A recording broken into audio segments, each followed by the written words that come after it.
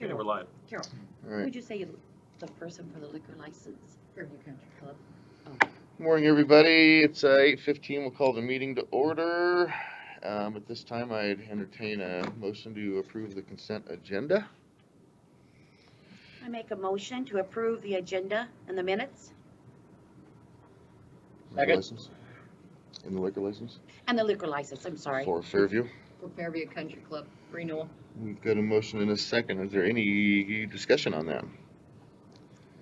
Hearing none. All those in favor? Aye. Aye. Motion carries.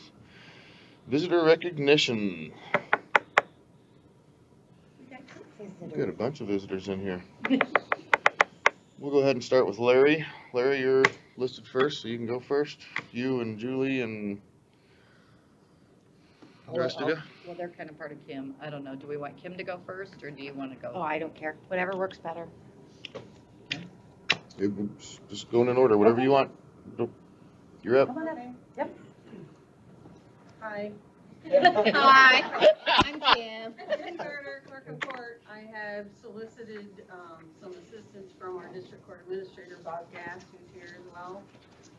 He has been to every courthouse in our district, and he has all the details and requirements that we're needing to comply with, so I thought maybe he would be the best resource to share this.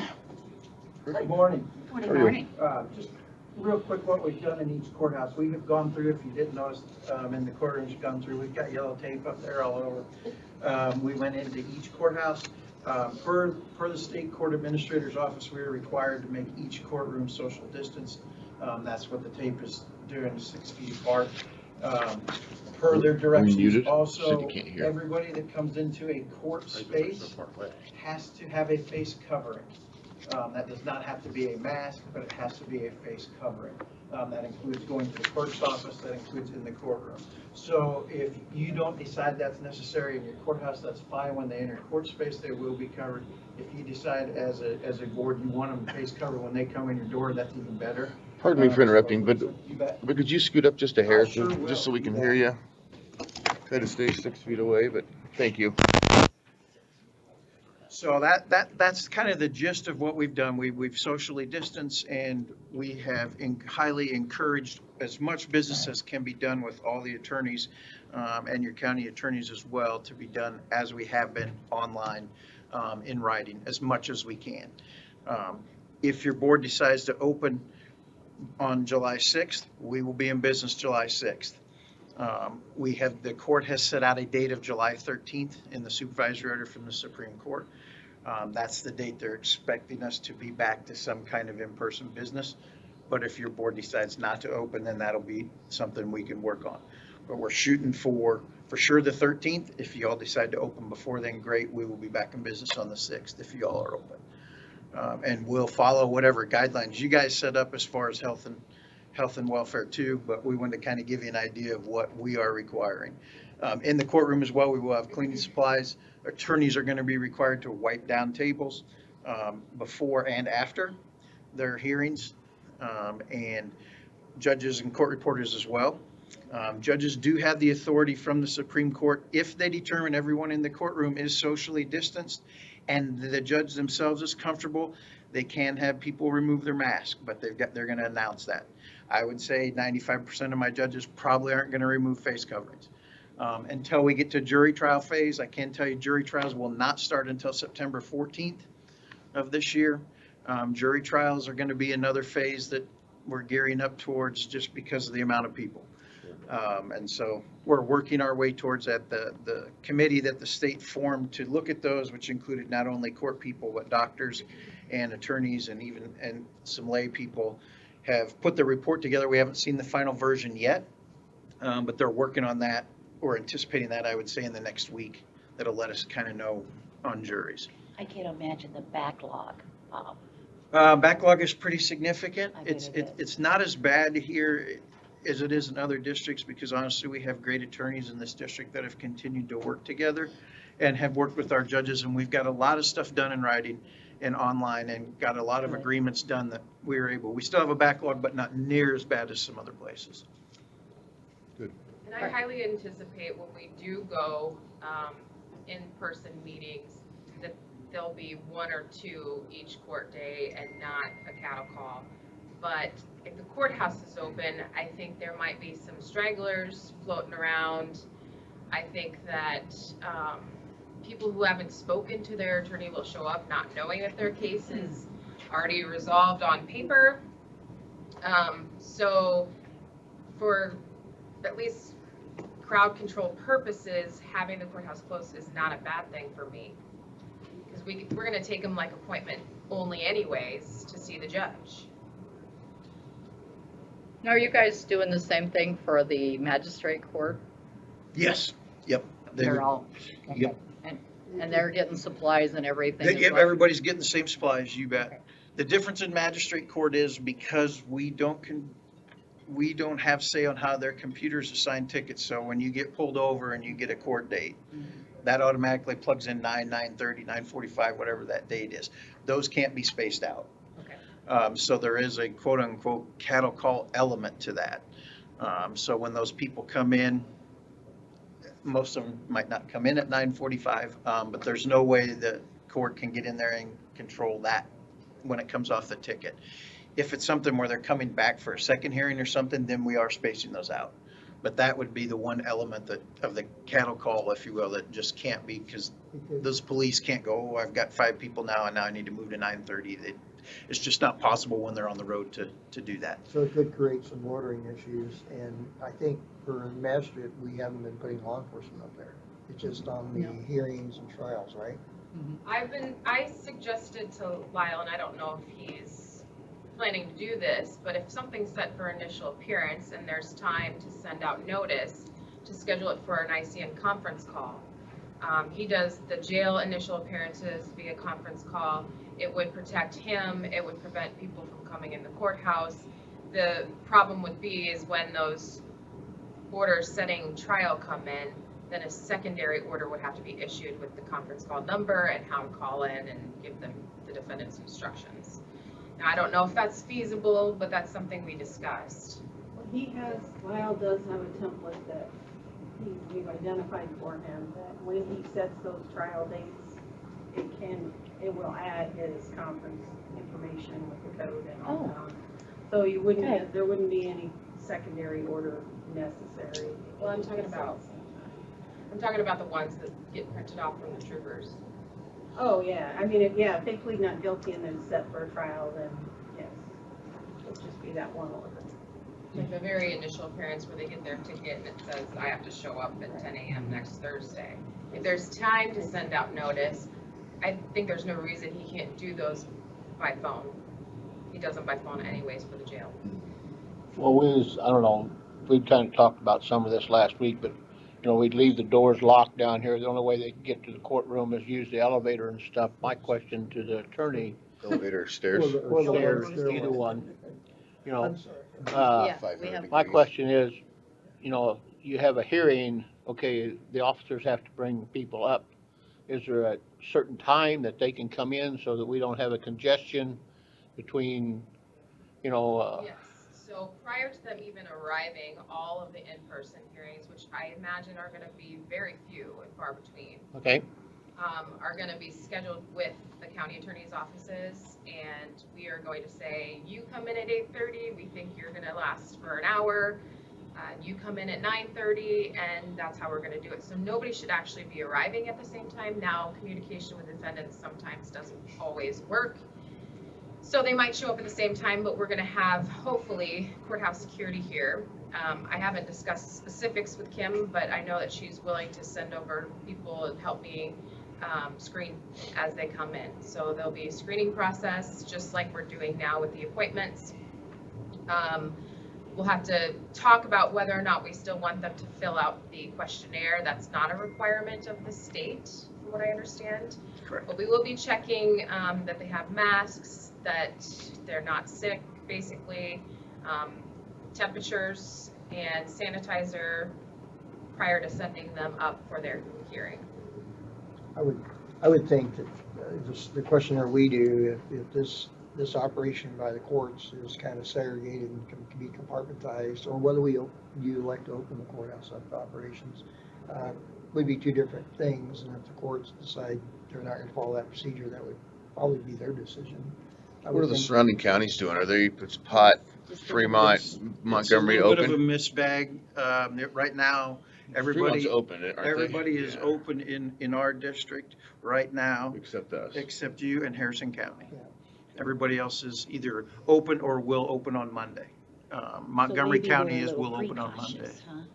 No, I wouldn't say that. I wouldn't say that at all. I think some of them jumped the gun, to be quite honest. And some of them have just, they've put in some procedures, and it's a mixed bag of procedures too. You've got some taking temperatures, some doing nothing, some requiring masking, some not. So it's kind of a mixed bag. That's why I like to touch base with each county and see what you're doing, and we'll dovetail on whatever you do. If you require masks, great. You know, we're all in favor of that. We're gonna require it when they hit our floor, regardless if you do or not. So, Every court is kind of different in the courthouse, if they're in the courthouse, as far as routes, and I'm assuming you've been around about how these people would come in, and if the board elected to still maintain a level of limited access, that the route, some of these buildings are older than Right. others, and so it's kind of hard to navigate how you would do that and have a level of security without people wandering around other parts of the courthouse. and I know in Shelby County, what they've done as far as route goes, and that's a good point, they've isolated, these people are gonna come in one door and they're gonna go in one elevator. They're not going up the stairs, they're eliminating all the touch points. They're going in one elevator, and that's the only place they can come up to the court floor. And it eliminates all the touch points, eliminates some cleaning on their part, and eliminates some exposure. Our county attorney vetoed that. She's afraid of the elevator. I'm sorry, I don't wanna be in an elevator with 6 people, like less than 6 feet away from me and get stuck. I hear how that thing operates sometimes. Well, that's the nice thing in Shelby is if you got 2 people in that elevator anyway, you'd really be good, doing good, so.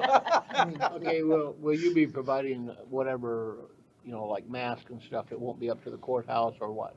No, we'll have those masks in our area. But if you all require them at the front door, then that's up to you guys. But when they hit our area, we're requiring masks. We have masks available for those folks to go into the courtroom. Well, and if it's okay with all of you, I would like to keep in place basically the same precautions we're using right now for the appointments. There's no reason that we can't do that since we have court security anyways, do that screening process. Just stay At the closed. door, At the north door, at the north door. then they'll be funneled up the stairs or up the elevator. And then there'll be somebody at the top of the stairs, another court security, And they who's take them telling on them to in. go into the courtroom, separate, make sure they're social. If we stay closed, is that what you're recommending? We just stay closed? Or, That's gotta be your decision. It would be easier. It would prevent people from potentially showing up for a hearing where it's already resolved, they don't need to be here, but they didn't get notification for some reason, from trying to wander through the doors to the main floor. Which they're already The, doing now, with- accidentally when they with happen to opening slide this, through. That door, as you come in the north door to the left, would be open. And because the stairwell's already accessible if we left it unlocked, and then the elevator would be accessible. Down at the lower level, that door's in that hallway, we would shut. You can emergency exit out of that door. right, And then we would put the main level here, we put the rope across it, and I'd advocate borrowing the auditor's barricade just to put there with a sign on the inside saying this is not an exit except for emergencies. so you're recommending we stay closed No, first? I think it's up to So you. which- Do you feel that, are we ready to come out? And then it depends on the department heads, how they feel, I think, as input. And I haven't heard anything from the department heads about, because what I don't want us to do is, I think, because of the traffic we have here, is that if we open, we open. If we stay closed, like we are now, we continue. Yeah, if we're gonna Because open, we'll open. we have- we I can't- don't wanna have one department closed and not the other. We We're can't we're do either open or appointments, closed. And then, because you're gonna have a gaggle of people coming in, and if you have some departments doing appointments and the rest of the courthouse is not, other Right. county services Right. not, then the public's coming in with this perception, and then it's gonna create emotion, upset, Right. and I may be calling law enforcement periodically for that. Where did you say put my You know, when the divider? stairs go up, we put that rope across there with the sign, Yeah. we don't Oh, extend it just all the open way. it up and We just- just block Oh, it okay. there. Like we did put when a we- sign okay. inside, emergency exit only, so I have that covered in case Right. something happens. because they have alternate routes down, but that would be the other route. You're talking about at the top of the stairs? No, down here right at the down here bottom. the main Well, level. we don't even want them in that There- corridor well, though. No, but I'm talking about the main stairwell going up from Here. this here. Out this part. They put a rope and a sign says, do not pass this or something. But that's And they put one assuming, upstairs that's also. assuming you're letting him in this main corridor. No, we're not. We're trying to block them from coming down to the Well, then main how- floor or Got going. it, got it. Yeah. Or Oh, So they anybody can that's- come down those stairs, but Going they can't down. go any Ooh, further. Say if Yeah. someone's on an appointment here, we've What's that? had two instances Restrooms. here, people have been on appointments and slipped away and showed up another place at the courthouse in the last 3 weeks. So we want to mitigate that if we can, if we're gonna do this, so. Either way, it can be managed. Right. And we will have a little bit of traffic that's not here for appointments, such as those folks that need to come pay child support, that kind of thing, that will be coming strictly to Kim's office to do that, that won't have a court hearing. And when they just come to pay, there's really no way to schedule them, they just Right. kind of show up. If we're open, If you're open. if we're open. You think? Well, no, that's if we're not open, right? Or is, I mean, to go to Kim's, is that if or? if No, we're that's open or when you, not? when you open, Oh, when and we the open. July Oh, 13th, okay. like I said, July 13th is what the Supreme Court has said we will be open. But again, if you guys are not, then that's another consideration we'll take to the state on a county by county basis and say, hey, this county has decided not to open on the 13th, and then they'll give me direction and I would reach back out to all of you. I think using the courthouse example right now, there's been measures for most departments with screens and stuff like that, plexiglass, is giving a level of protection to the employees, as long as they don't go outside of that level of protection, to, personally hand or serve something. So there is a protection level there, and Sure. then it'd be up to department head whether they want to protect their employees with masks, I guess, that'd be another assessment that each department head have to make, or the board as a whole.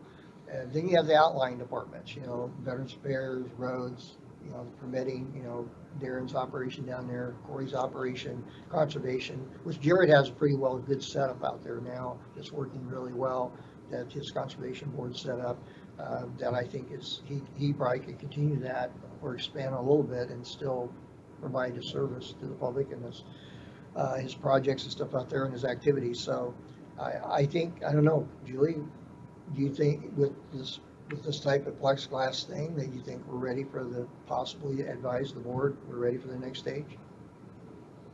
I think it's up to your comfort level, but I think you do have some readiness and plan and good ways to mitigate, so I don't have a high concern about it. Out of your, you keep saying the district, who is in our district that you deal with? Is it just 4 counties? Is it 8 or? No, we got 9 counties, so 9 we go all counties. the way south. So we got Page, Montgomery, Mills, Cass, Audubon, Shelby, Harrison, and Potawatomi. And out of those 9 counties, we're the only one that's closed? No. Okay. Right okay. now, today as we sit here, Montgomery is still closed, but they have announced they're open on the 6th. They're opening Monday? Right. Gonna open Harrison County is not meeting until this Thursday. Okay. My guess is they're probably not gonna open. And everybody else has opened. Okay. And some of them just open, there was a couple that just opened Monday. Okay. But again, that is totally your call. We don't want to influence it one way or another. We'll Right. work with Right. what you guys want to do. My biggest concern is if we do open, we are not going to be able to monitor that door out there. Right. We're- Like some of these bigger counties and stuff, they have a person standing out there and they say, okay, you have an appointment at 9:30, you can go on in. You don't have an appointment, we can't take you right now. So, or else they have a maximum of 6 people they'll let in. Us, at my side, it would be 3, your side, it would be 1. But they're letting them in because we don't have the room to social distance 6 feet. You get any more than 4 or 5 people in our hallway, there's no way you can get to the Yeah, 6 feet I think- social distancing. I think that's one of the concerns, is that you probably have to go away from appointments. If the board elects to open the courthouse, you'd probably be going away from appointments. And that is the issue, is that how do you You're not gonna control keep up- that? Who's right. the hallway police? Yeah. Yeah, if you're open, you're open. If you're not, then it's Yeah. appointment. You're gonna have to have somebody out there monitoring how many people you're gonna let in Right. at a time. Basically, it's the honest, it's like going to the grocery store. They have the footprints down the aisle one way, they have their footprints on the floor Stand at on the X. at the thing, and when I've gone to certain stores, people are subconsciously respecting that more true They than are. not. At least They here are. locally, I've seen it, but other places I haven't, but I have. And, so I think if the board elects to do this with input from us all, then we'll have to do the best we can to work with it as a stage. Sooner or later, we've got to get our confidence in what we've learned so far about self-protection, cleanliness, hygiene, and basically sanitizing our area and just being situational aware to move forward. Because we can't live in this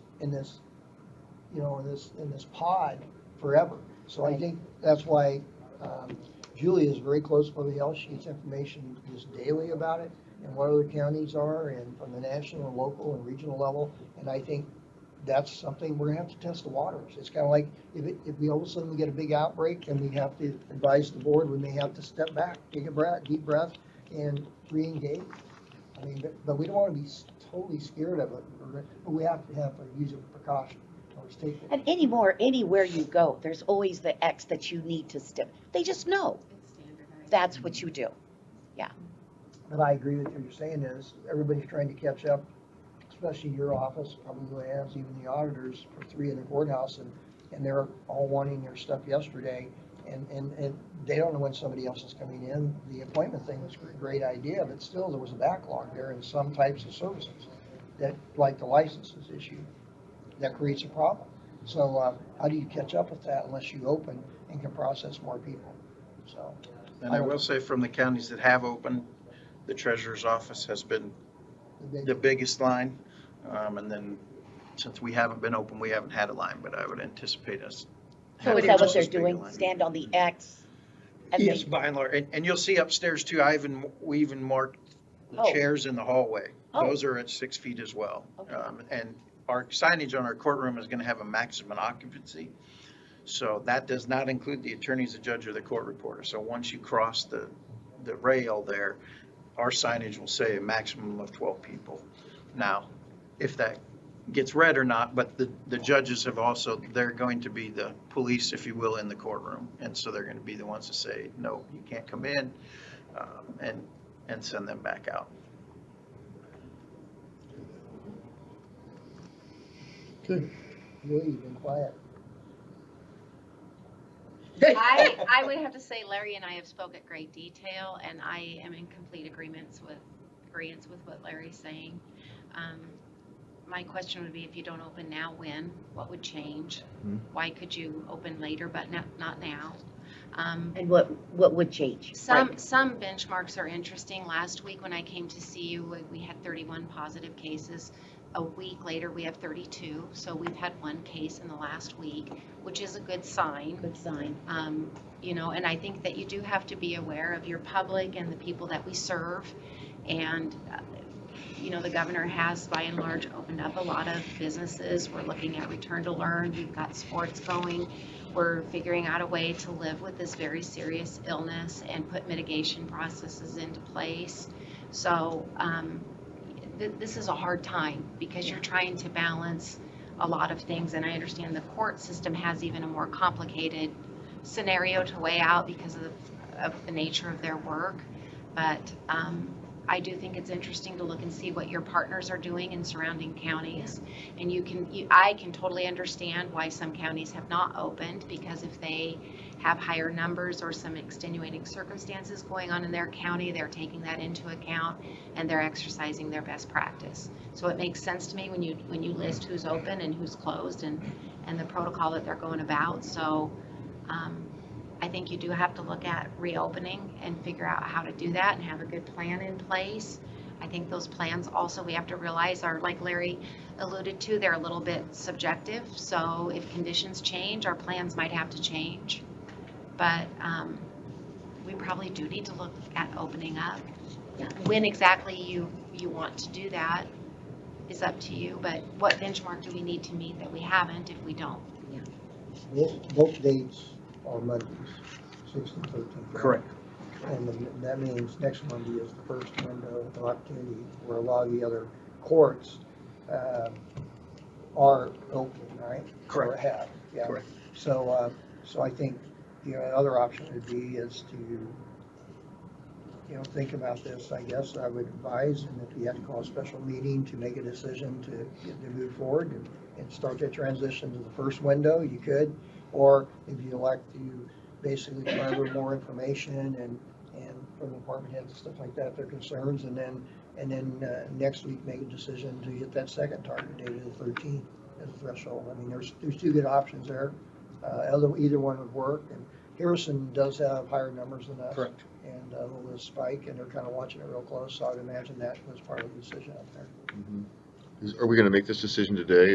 It just says for discussion. but I is know, it- I accidentally didn't get it on for formal action, sorry. I guess we were just looking to see what Kim had to, you guys could, we could have an emergency meeting later this week and make that decision if you wanted to do it for next Monday, or if you want to wait and put it on the agenda and say the 13th, whatever you guys want to do. If you are ready, or, Well, I agree with Julie. If we delay it, what's that gonna prove? We gotta bite the bullet. We've gotta open it. I mean, is everybody gonna have their ducks in a row for next week? Is everybody? Well, that appointment's already out, so we're doing them 2 weeks out, so, So till when? You have appointments till when? well, we're booking the week of the 13th. Those we could probably go ahead and cancel, but otherwise we'll be canceling a lot of appointments for next week. And I can only envision on the main floor what it might look like the I day do we too, open. Larry. I mean, but we Well, can't we're do gonna anything have about to it. get the. We gotta smarts start. out of- That's gonna Right. happen whether it's Yeah. next week or Yeah. 2 months Right. from now. Right. Right, I mean, it's gonna be a lot of It people is. that are It's gonna just have gonna be- And I only think, the only thing I noted you is, even if I was in the courthouse, just make comments to people, very respectfully, they need to spread out a little bit, distancing. Maybe we can acquire some sort of, we can even have put X's on the floor or whatever, just so they know, and people will pick up on it because they're They doing will. it now. They will. Well, and I don't That's what you know, do. if nothing else, I mean, if you want to do something like that, if we're gonna be open when the court opens 6th or 13th, we might take that divider and just run it down the middle of the room. The problem is that- Between the treasurer and- That would put people closer together. No, when I say that, then they come in one side, exit, well, that won't work, No, because it that's won't Luann's on the other I side. think that Never mind, divider, I like never to mind. use that It was a good idea, but. And you will have a crowd, there's no way, I'll just give you an example. It's gonna happen. You know the Driver's Potawatomi license. courthouse, the east side is where the people are coming in, they've shut off the west side. The first day they opened, there was a line from the east doors all the way to Pearl Street to the city hall. It was. So, Because they You're- were only letting 6 people in at a time. right, because everything is marked and you can only let so many people in. Is that what they're still doing? Yes, I mean- that will be Yeah, ongoing 6 people until, at a But time. they have. So are We we haven't still reached gonna what's gonna have to happen when the snow monitor? flies. Okay, so if we They have open law up, enforcement though, and they have. right, we have a full-time screener there, so it's a little and that's different. my question, if we open, I'm just throwing this out here, if we open, will we still require masks? Will we still require temperatures and that sort of thing? And who's gonna be at the door to do that, or what are we doing? We're just opening and, I'm just asking, what's suggestions, thoughts? I Do know the we other have- counties have them wear the mask and temp? It's a mixed bag. It's a mixed bag. Some are just open and some are Some are screened. just wide open, others, Page County is going to require masks, and they are doing security screening up front, they're gonna bring security people in. Pot County, we have the full-time security screeners anyway, they bought a very expensive system, which Yeah. we don't, that you have to look in an iPad and it takes your temperature as you walk through. But that's mostly in the bigger counties, and across the state, it's a mixed bag. Some are, it's going both ways. And so it's a little bit, some are asking the questions and leaving it that. The court's guidelines to us are the signage that has those questions on it, and if you are, turn around, and then the mask. That's the court's I wonder guidelines. what Page County's using for security. I don't know. Because I know the sheriff's short of deputies down there. Right. Yeah, they don't have the County personnel like attorney us. on liability part. Are we putting our workers in the offices at more risk by, going what I call free will?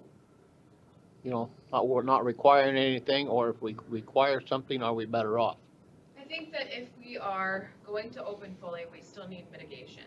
So you So do I. still need, I'm not gonna meet with anybody in my office without having them wear a mask first. I'm not gonna meet with anybody in my office without having them fill out a form or take their temp. But those are the things that I think that we should all continue to do to prevent employees and the public from getting sick, and that would mitigate the liability issues. Well, the Okay. problem is you can implement that case by case, but implementing it on a main floor is a little different when you have the doors open. Yeah, I wouldn't say just masks in one office, so we're gonna require masks, then everyone require a mask before you come in. Well, I mean, Menards is requiring masks. Right. and, Yeah. Right, You know, You Right. have to. right. it's not a huge ask, it's not No. a big deal. Nope. Not anymore. No. And that may be the normal. I think everybody owns a mask probably now. So the question Most is, people Most. who's the gatekeeper? Who sits out there from It's just, 8 to if a 4:30? department sees or an employee Right. sees somebody who's not following the rules, they have to say something.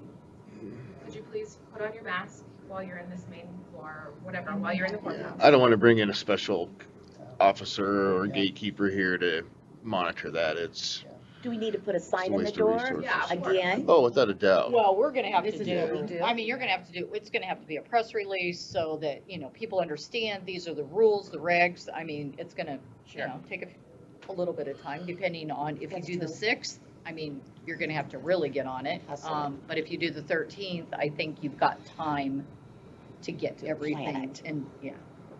You know, and especially you'll notice when they come up to the counter, it's their turn to do the business. If they're not having their mask on, then you can basically tell them, you need to put your mask on, please, before we help you. But again, I'm glad you have that at least in the courthouse, you have that plexiglass up on most of our counters. That is helpful, I think, in this, Right. the layer of protection of the employee and or the public. And you know, we can only do what we can do and take the precautions that we can take. You know, we can't predict how this thing is gonna spread or continue to affect people, but if we are taking our precautions, then I think that our liability is nil.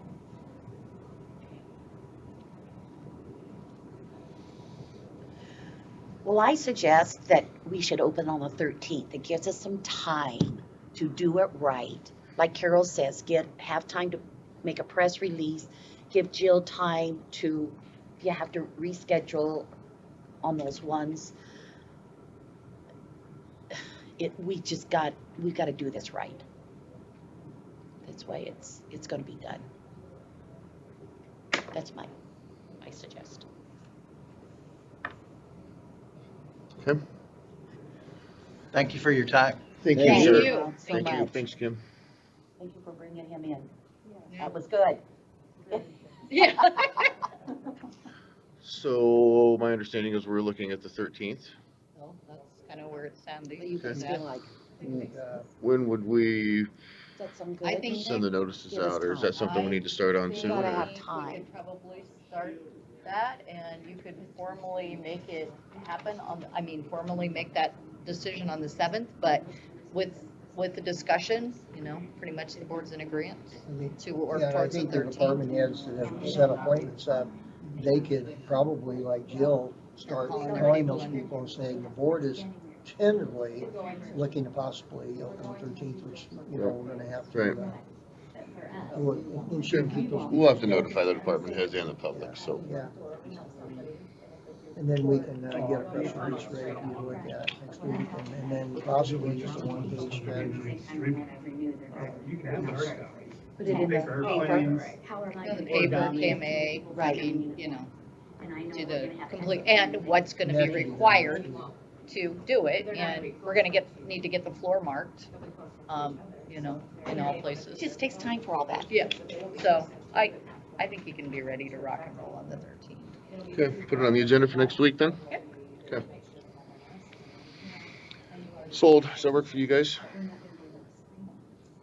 Are you good with that? Yeah, I'm just concerned, there's only 2 in our office, and it makes me a little nervous. You know, I'm just afraid that we're doing right now everything that we possibly can.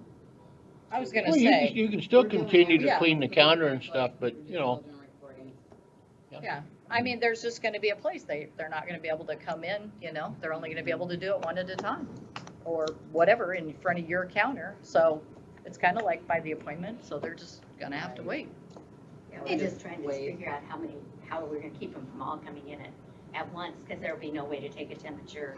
Yeah, or we're not. anything like that. We're not. If we open, we're I not. don't think I would No. advocate that we don't even bother by it, because you have the plexiglass in front of you as Right. the first line of defense. Require a mask and no temps and And require a mask, put the signage on the door, and, So should we stop that now? Is that what you're saying? stop what? The temperature taking and the. No, I when wouldn't we say open on stop the it now. 13th.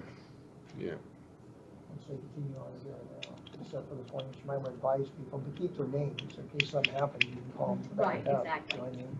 Exactly. That makes sense. Okay. When things change, make sure we let you know if we start seeing a trend here or Yeah. maybe some indication something's going on.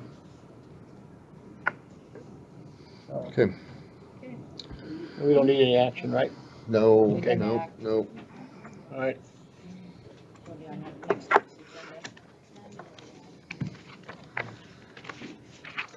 You guys have anything else to add? I have just many things I was gonna cover with you today have already been resolved.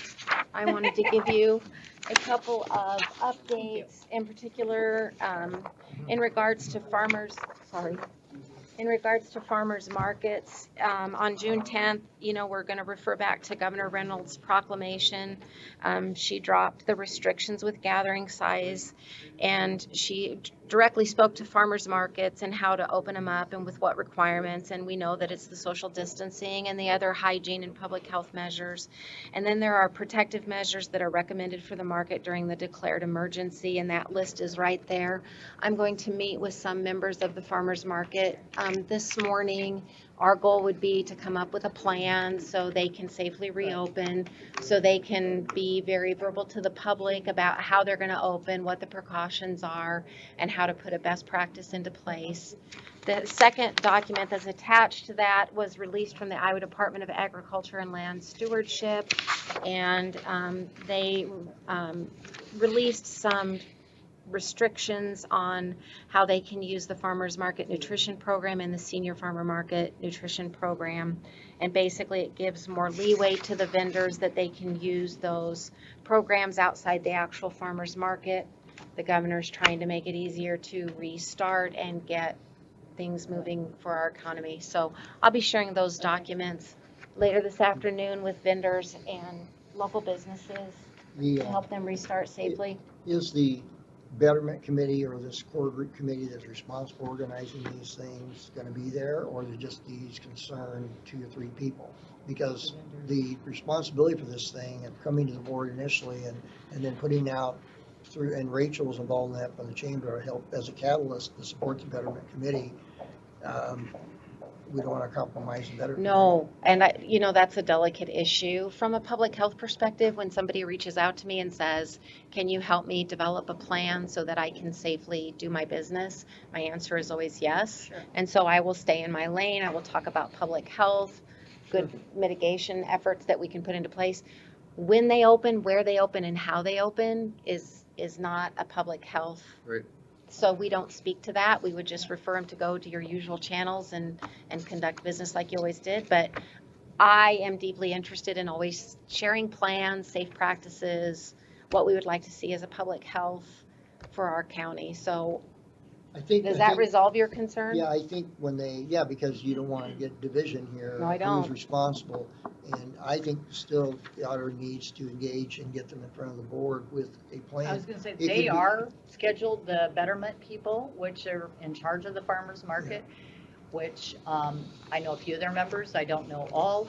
They scheduled to be on the agenda for the 7th to discuss the, procedures and opening back up, and Yeah, I so think they that- already had I think the themselves on the plan agenda they for had that day. the plan they promulgated to move down to the parking lot was pretty good. They had everything kind of checked from this policy taken care of. It's just, they need to, how can they footprint that back up here? Or is there enough room here? Would they need a little bit of shade down here possibly for a couple booths if they had it? But they still need to be following this criteria, the spirit intent of it. Right. I think, in the original plan I saw for down there, it looked like they were doing that. So I think if they come back to you all and show that they have a reasonable plan that the public can follow and still maintain some level of mitigation, I would totally advocate, as Julie probably would, that we let them come to some level of normalcy. Absolutely. Any concerns with that? No, Okay. We'll Thank you. just do business like always.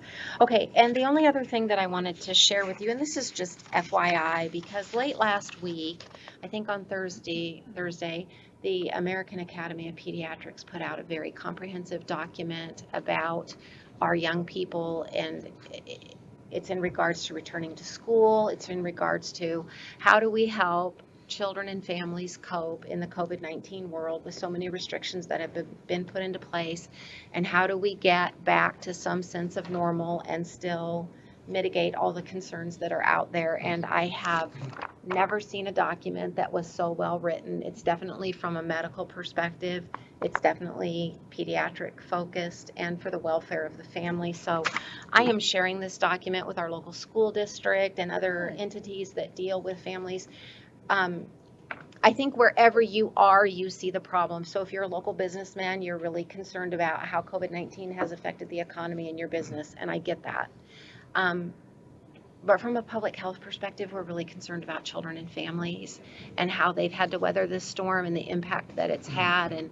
And I think everybody's gearing up for this fall and what's it going to look like. And anytime we can help move through that process and put good practices into place, this is just a really good document that they put out late last week. And it seems like they're very focused on the whole child. The whole child in the midst of this crisis. And I will just send it out in an email. If you're interested, you can look at it. It's extremely well written, comprehensive medical model, whole person. Yep. Other than that, I think I already mentioned we had one additional case in the last week, so that's a trend we'd like to see continue, a slowdown in positive cases. We continue to work, Lori, with we have a lot of activity helping sports reopening, what we're doing when we get a case from another team, just how to handle all those processes, and that's all I have. We talked a lot. I don't mean to take much time, Oh, but that's, thank that's you. good. One last thing, the state contacted, they sent an email to all counties yesterday. The governor was looking to activate the state individual assistance program, and it had to do, starting June 20th and continuing. It had a lot to do with counties in the state that had either severe storms over the last month and/or flooding. A lot of that happened over east and north of us and down in the Iowa City area and up north. And the state IA is basically a income-based assistance of a monetary amount of money for immediate repairs, replacement of certain allowable expenses. This program's been in place for at least a decade, I think, under Iowa law. And now it's handled under Department of Human Services. They normally apply through that process to apply for that program. Local emergency management with a phone call can turn that on. You don't need a county proclamation. You don't need a governor's proclamation. You can turn it on, then the governor will come out and turn it on for said counties. So the law allows for that, so you can get eligibility for money to flow quicker instead of going through a different process. So that's a little thing in the law. It's not a lot of money. I think it's up to $10,000 or something like that, or of expenses and things of that nature can help qualified individuals. So. Okay. Thank you. Thank you, Julie. Yep, Julie. take care. Thanks, Lori.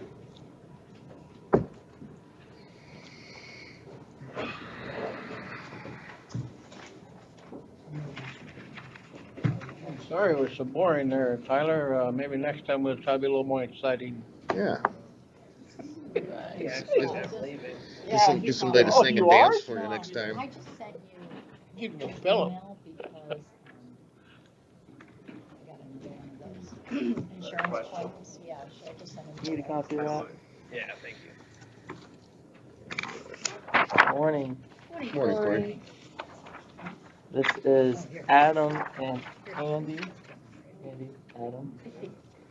Nice to meet They're you. with Ames Construction. If you don't mind, we'll jump straight to the discussion of the That's fine. conveyor belt agreement with Ames Construction. Tyler, myself, worked on this agreement, mainly Tyler, but I'll try and take some credit for it. I think we reviewed it a couple times in this boardroom, and we sent it off to Ames, and they have a couple things they'd like to discuss with us, and hopefully get agreement signed here in the next coming weeks or two, and get them rolling. I think if you've It's a driven neat by, deal. they've already got some of the conveyor belt up on private land, so. Yeah, I guess just to open a kind of little background of what we have going. So Ames is currently performing a project for Mid-American Energy, closing their north and south impoundments. To perform that work, we have to move clean fill into the project location. To move this material, Ames has constructed a nearly 5-mile long conveyor system. Ames anticipates this system will alleviate nearly 1 million truck trips on public roadways over the next few years. Until the conveyor system is operational in August of this year, Ames will be transporting clean material with trucks.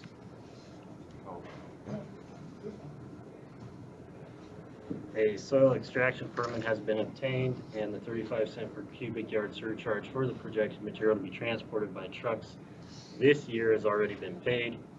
Per Mills County Ordinance Chapter 27, Section 7.3D, Paragraph 4, calculation of said surcharge is based upon proposed expenditures necessary to repair, replace infrastructure affected by extraction and/or route of travel to and from extraction site and destination site and/or any other travel area affected by activities that are derivative of an approved soil extraction permit.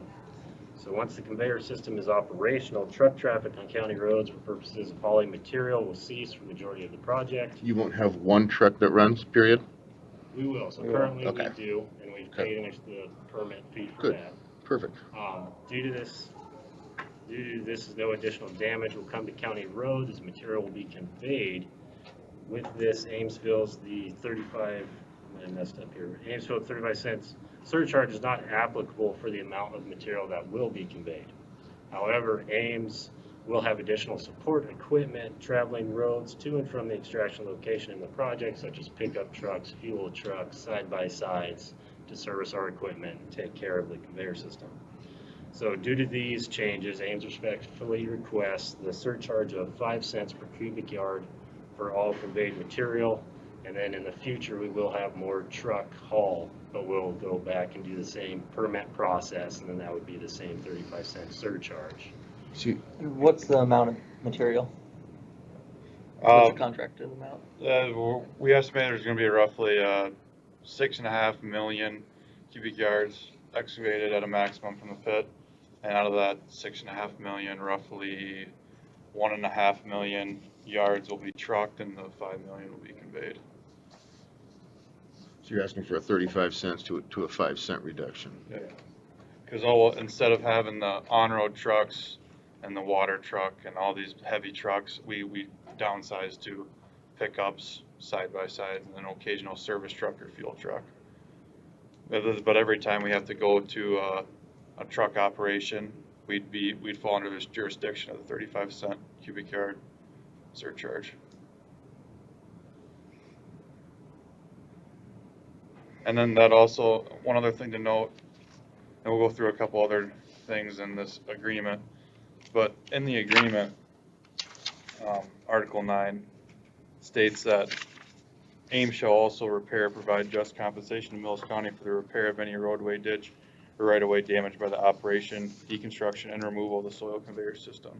So, and I'm in agreement with that. We will own the restoration of the right-of-way, as well as pay the 5 cent per cubic yard surcharge.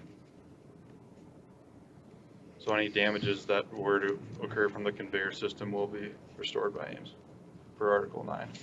And we've already, Ames documented it, and myself, my secondary roads, we've documented the conditions of the roadway before they start hauling, just the other week. And we've talked briefly about it. We know where some of the trouble spots are, intersections at Alice and Bungie, and then at Bungie and 189th Street, some of the horizontal curves on Alice Road. We're probably going to watch pretty closely, but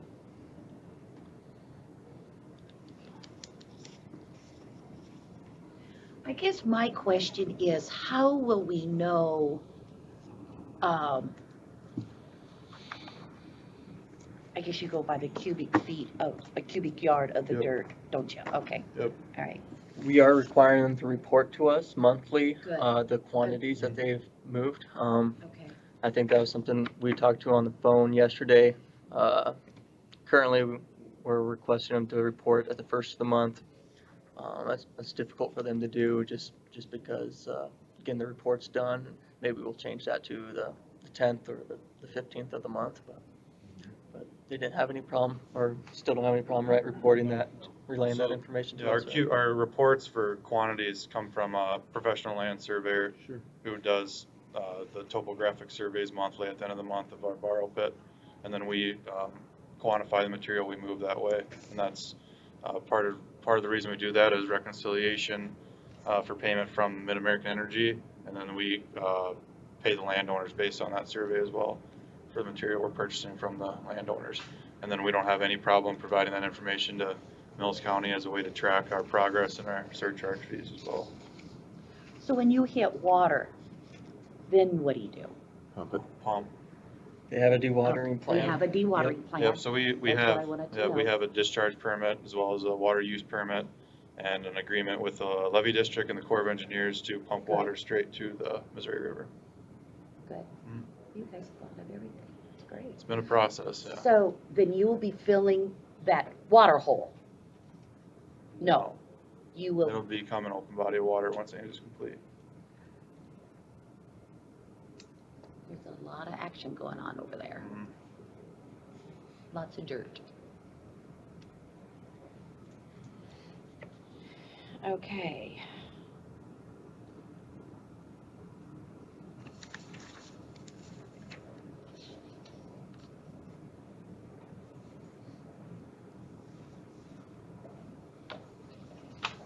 I'm impressed there's only two things in my contract already. It's good. First time on something like this. Was there anything else? I can't recall. There is I had a couple yes. other questions. Another part of our reporting included safety inspection information for the previous month. Yeah. I talked with Corey a little bit about it. Ames Construction has our protocols we go through, our daily inspections on our equipment and our monthly inspections. And there's we also have a safety, health, and action plan for our site at Mid-American Energy, and then a safety, health, and action plan for the conveyor system from the borrow pit. So we have this compiled information as well as information we receive on a daily and weekly basis. As far as the safety inspection information that you guys would like to see reported monthly, are there any specifics you guys are looking for? That way we don't overload safety information or inspection information that you guys don't need to see or want to see. Tyler, I think we were kind of just looking for something that tells us that the overhead structure has been inspected routinely. Yeah, and- just anything that goes over our roads or right of ways, that's all that Okay. they really care about, that it's routinely inspected and operated safely. Sure. But yeah, for the rest of the run, I don't see anything. Yeah, I don't think we need anything for anything that's on private land. Okay. And then getting into on the first page, it mentions that, of course, we'll regulate the resource extraction through 2773. So we printed that off as well. The GP grading permit overlay district and all the different sections that go along with it. I guess it's my understanding that we fall under the jurisdiction of this entire section. Would that be correct? Or, Could you repeat that? so, There's areas of low skills, sorry Darren, there's areas of low skills that's in that section that you wouldn't be. okay, what I'm most concerned with in this section is two things. First, the zoning part of this. So reading through the zoning, it states in summary, after the resource extraction is completed, there's some requirements for the zoning use of the land. Ames Construction feels like that wouldn't fall under our operation, that'd be more the landowner's deal, because we're not purchasing the land. All we're simply doing is extracting purchasing material. So we want to make sure that we're not responsible for the zoning use of the property that we don't own, we're just working in after the project's completed. That all falls under the conditional use permit you guys went through, not just strictly those the property owners. Okay. It's zoned industrial. Right. We're not changing the use by doing this. Okay. Yeah, it's industrial now, it'll be industrial when we're done. And it was already approved, all the zoning aspect was approved through the conditional use permit. It doesn't rely on anything upon you guys operating. All right, I just wanted to confirm that. And then number 9 in section C states, establish a maintenance plan with the county engineer regarding repair and or restoration for damage caused by heavy trucks and equipment on Mills County roads affected by a designated route of travel as identified during the specified period of time as noted on soil extraction permit application. So this statement, as well as the surcharge for repair and replacing infrastructure, like I was talking to Corey yesterday, when does the 35 cents per cubic yard or our surcharge not cover the restoration for damage caused by heavy trucks and equipment? It's 35 cents and you're good. So should that line not be in there then? If we're paying the surcharge, do we need to be responsible for damage caused by, or restoration for damage caused by heavy trucks and equipment? So I talked to my predecessor who was involved when this was being written, and kind of the answer I gave you yesterday is kind of what the answer he gave me. When the normal wear and tear of hauling operations exceeds that damage, that's when we would expect you to pay or to repair that damages. So the example I use, we're at the intersections. If trucks are cutting the corners and we're damaging the shoulder, the edge of the roadway, if we're seeing, I think shoulder damage is really probably one of the easiest examples I can think of. Yeah, I guess I see that as being something that's not in the regular use of the roadway with the trucks. I guess, yeah, the shoulder's about the only thing I can think of. We know where the trouble spots are on 189th Street. We tried to put some patch material out there before you guys got running, and so I wouldn't consider that if those go to crap. I wouldn't consider that if they go to the 5 cents. Something that you guys would have to pay for. Yeah. Damages is because we knew that was a weak spot already, and normal hauling operations would disturb that. That's why you pay the surcharge. But if there were other spots that for some reason took a crap on us, we'd probably want to look at it together. Right.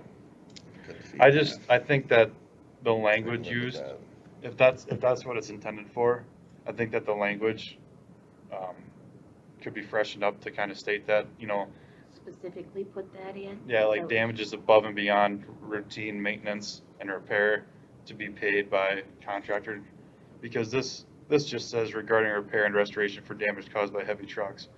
They're going to cause damage whether or not they just drive exactly how they're supposed to or not.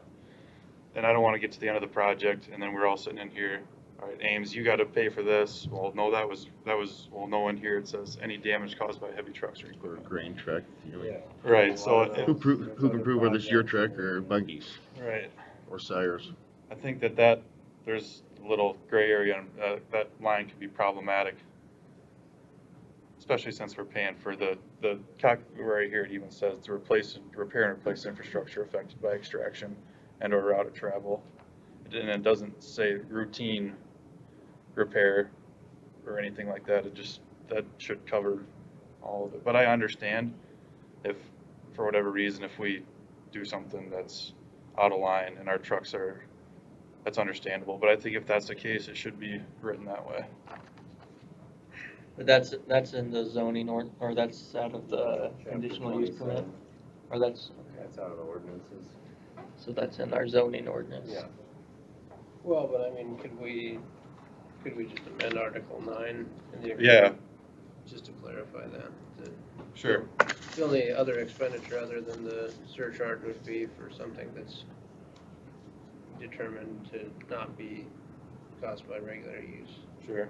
And then maybe on this first page where we referenced 2773, we just specifically referenced the surcharge instead of the entire section.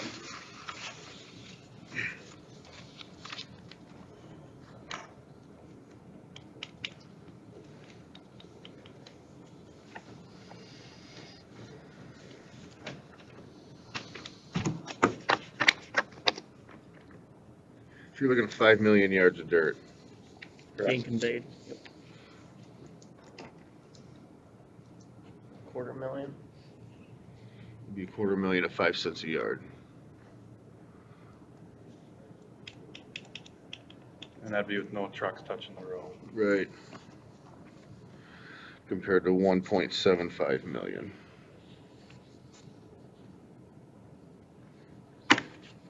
Okay. We didn't make this an action item, so I guess we'll have to make. Well, I guess it's open for discussion, Yeah. right? I'm just gonna ask a question, are you paying Pot County their 17 cents in charge? No. Interesting. Did they waive that? I was not involved in any discussions with Pot County. I was brought to a project in the spring. I've been here since then. I was not involved in the grading permits for our borrow pit, any of that discussion. I know that our borrow pit was in Mills County. I was under the understanding that we were to pay Mills County fees. And yeah, the only on-road use in Pot County is from 189th Street, or from Applewood to the plant. Which we have our 2080 agreement with Pot County. We do the maintenance on 189th Street. So that's Up probably to why the we're not end of paying. the right of way. So. So it's up to us to take care of that too. Yep. They split the cost for any reconstruction, but maintenance wise, it's ours. Thank Don Brands for that. Yeah, how we got 189th Street and they got 194th, or not 192nd. Okay.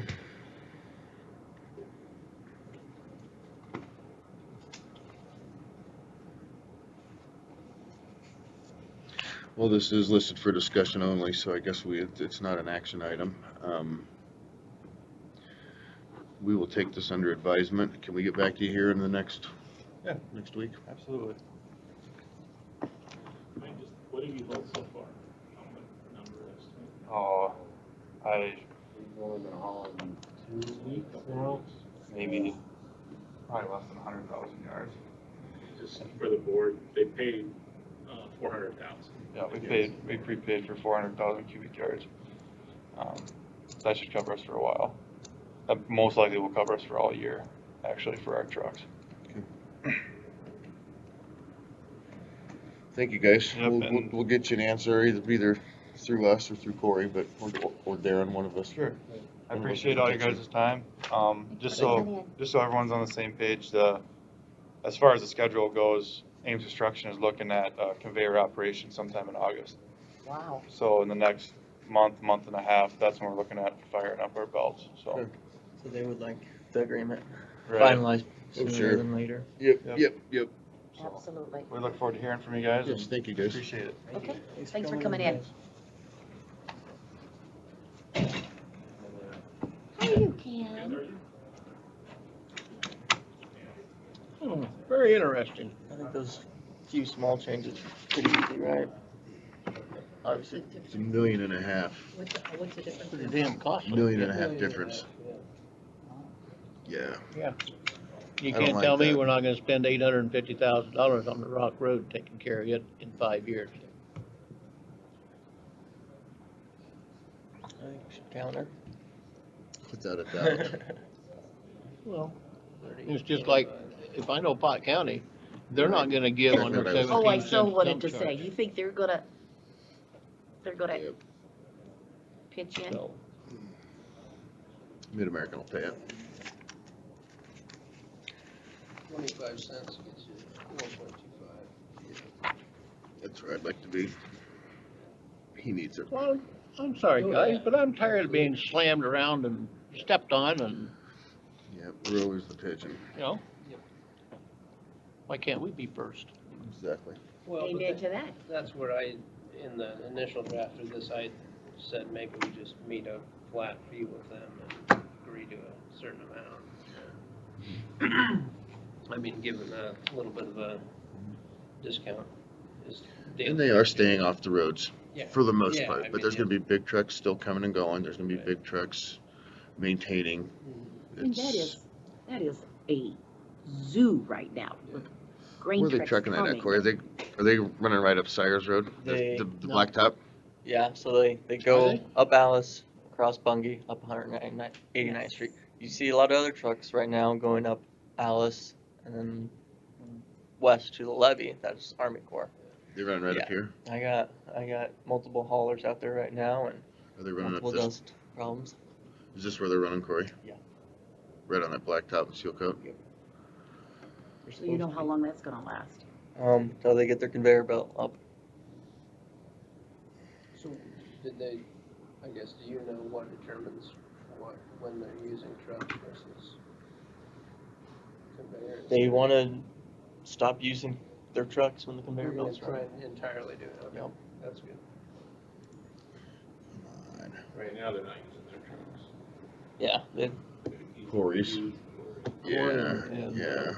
Well, but that makes sense, I mean, if you're, It's still their trucks, but if you're yeah. only using it for a Gets short in period every of time, little why would you deal. bring your equipment down? Yeah. He must have a hot little button in every little discussion. He's right there. Who? Corey, he's right there. Well, I think, you know, I can't see Platte County dropping anything off their end up there. Yeah, I'd be surprised. I was surprised when he said that they hadn't really been in discussion with them. Well, Maybe they haven't caught it. That's what I wondered. That's their problem. Yep. Don't worry about us. Okay. Any other discussion on that, or? You're good with me making those changes, just clarifying about the Yeah. damage. As long as he's good with it, he's the one that's gotta live with it and fix it. Yeah. So, And And like it I is said, usually the we- shoulders start tearing up and breaking apart. I And then took, it just, I even took pictures of the curves where I know we're gonna be. They're just gonna cut them. I mean, any truck driver's gonna cut those corners, and we got 3 or 4 of them there on Alice. They're already doing it. Yeah. you're looking at 3 years. Yeah, it's gonna, that's. I don't wanna give away the farm and in 3 years go, oh my God. And that's, You know stuff's gonna fill that ditch. that's why that's there is. You'll eat in the- 250 in the immediately. deconstruction part is because it's, that extends it beyond when they take the thing. Can we put that on the agenda for next week for, Discuss Decision. formal action, Yeah. approval of, put it under his section and Okay. we'll, go ahead and Yeah. get that on under Sure. there. we'll do I'll that. let him do that.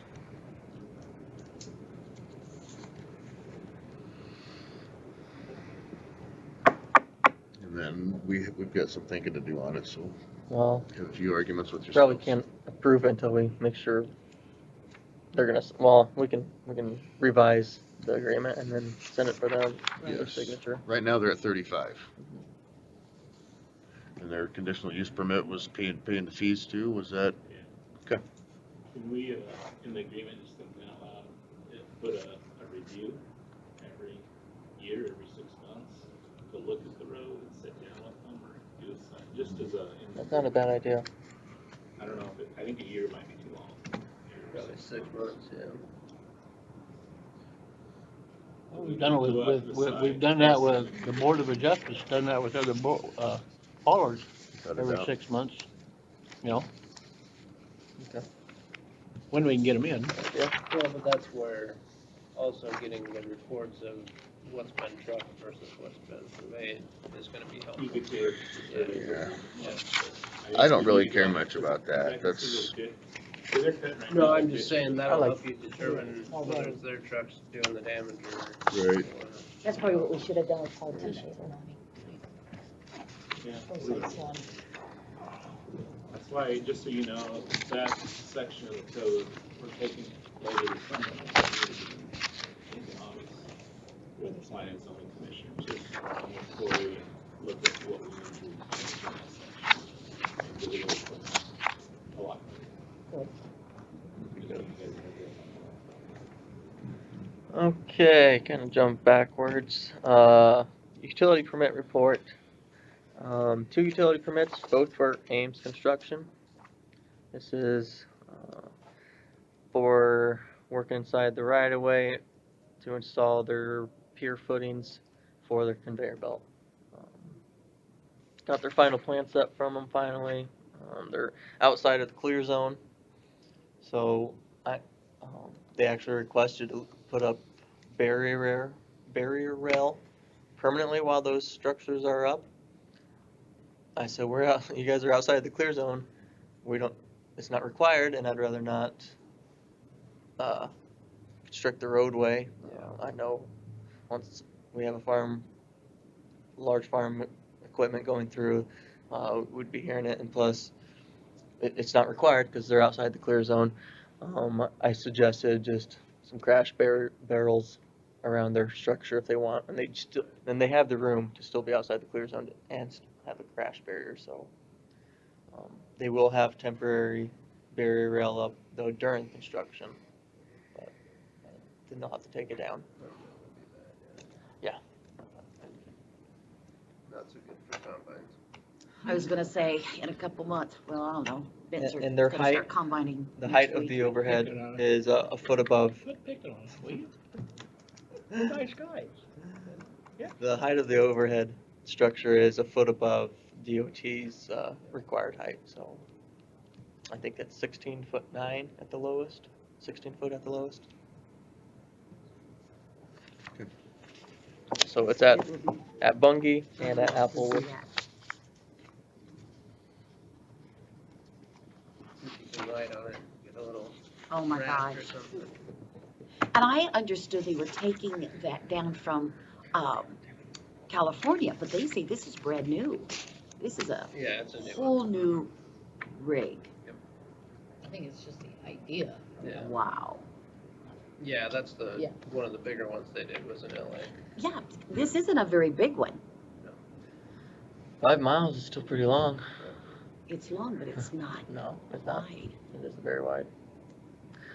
Okay. My formal action, approved plans for TAP R-C065, Perrin 109, new bridge, steel truss pedestrian bridge on the Wabash Trace over Silver Creek. This is our TAP project. Plans have been finalized. HGM's did the plans. Final plans will be submitted following the signature of the cover sheet, and I just need to get a signature for a temporary work easement from one landowner out there, and then we'll be all set for letting. Just looking at October letting, so that might actually work out well if we could get a contractor in during the winter when there's less traffic on the trace. But I have been in talks with the Trace Southwest Iowa Trails group, and Sean and the gal. No, I'll have to look what her name is, but they're obviously very aware of the project. They were helped in design as far as the railing and what they wanted to kind of look like. And so I just need approval for the plans, and then I will go back to the office, grab the sheet, because I left the cover sheet at the office. Basically, we're approving the plans and authorizing the chair to sign. Correct. Actually, it'll be all board members. Oh, all of them? Okay. What do you think, guys? What's the price tag on this thing? That's great.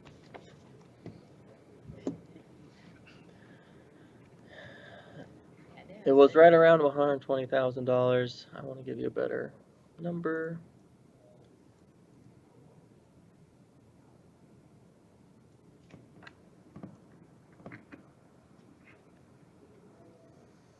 Computer ever wakes up, I'd like to measure something. Is it coming? It's coming, it just hasn't arrived yet.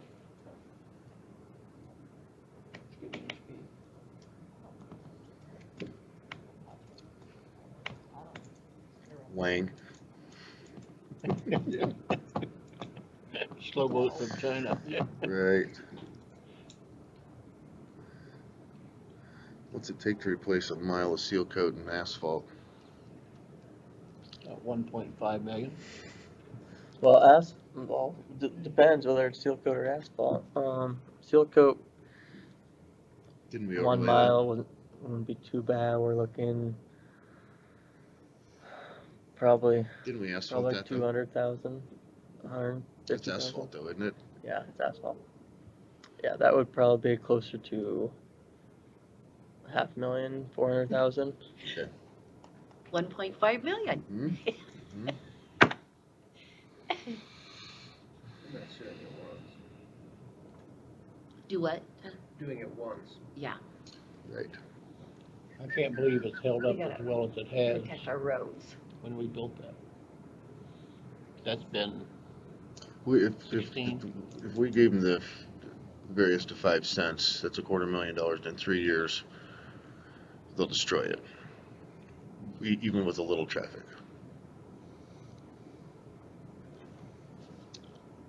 Food for thought. Well, and I guess I don't particularly like the precedent that sets for Right. other projects. You're exactly right.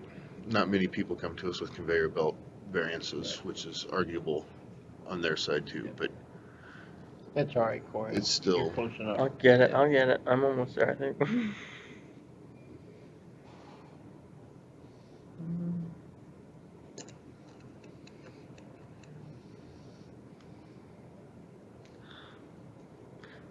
We got a lot of. Tell you that we got the clearances, cultural resource clearances.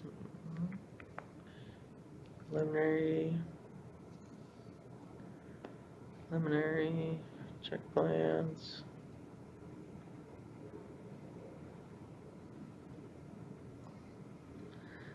We do have. I can tell you how much we have in federal funding for it.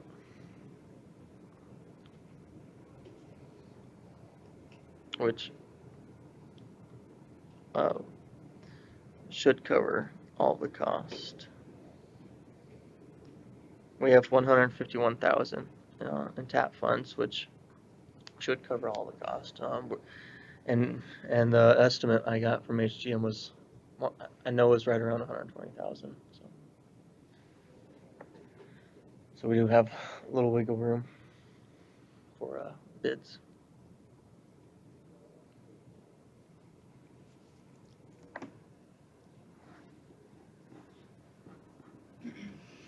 Okay, what do you think, guys?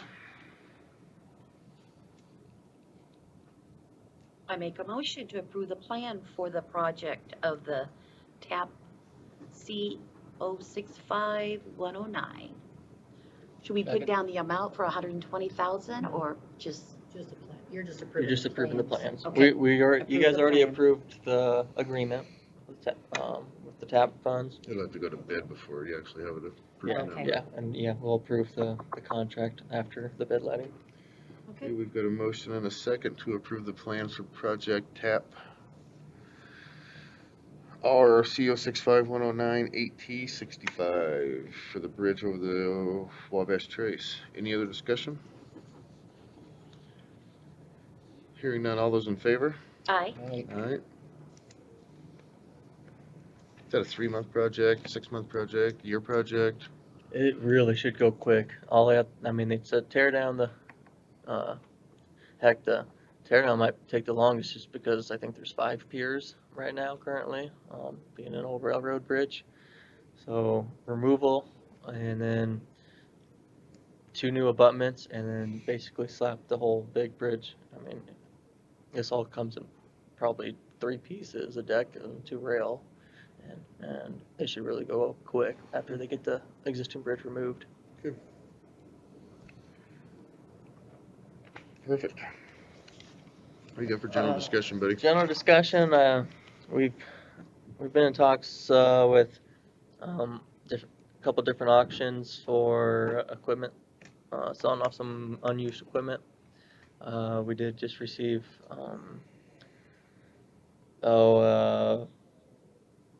what did you say, proposal from Auction Time, Alan Hughes, and we're looking at, we've still been weighing our options between them, Purple Wave and Big Iron, and just want to kind of give you guys a heads up. We're looking at selling off the crane that has been used twice, I think, in about 10 years, and then a couple of our scrapers that also, they haven't been used since I've been around, and I can't really tell you when's the last time they were used. An old welder and a snow blower for a truck attachment that hasn't been used in multiple years as well. So just kind of looking at options, leaning towards one of the two local, the other Big Iron or Auction Time. Just Keep it like local, to that'd be work great. local, and so. Who's Big Iron? The guy's out of Emerson. Brady Smith. Yes. Was it Brady? Yep. He's a, I guess it's called a broker. Just a broker for him. Yeah. Yeah. But he looks at the stuff. The commissions aren't, they're not apples to apples.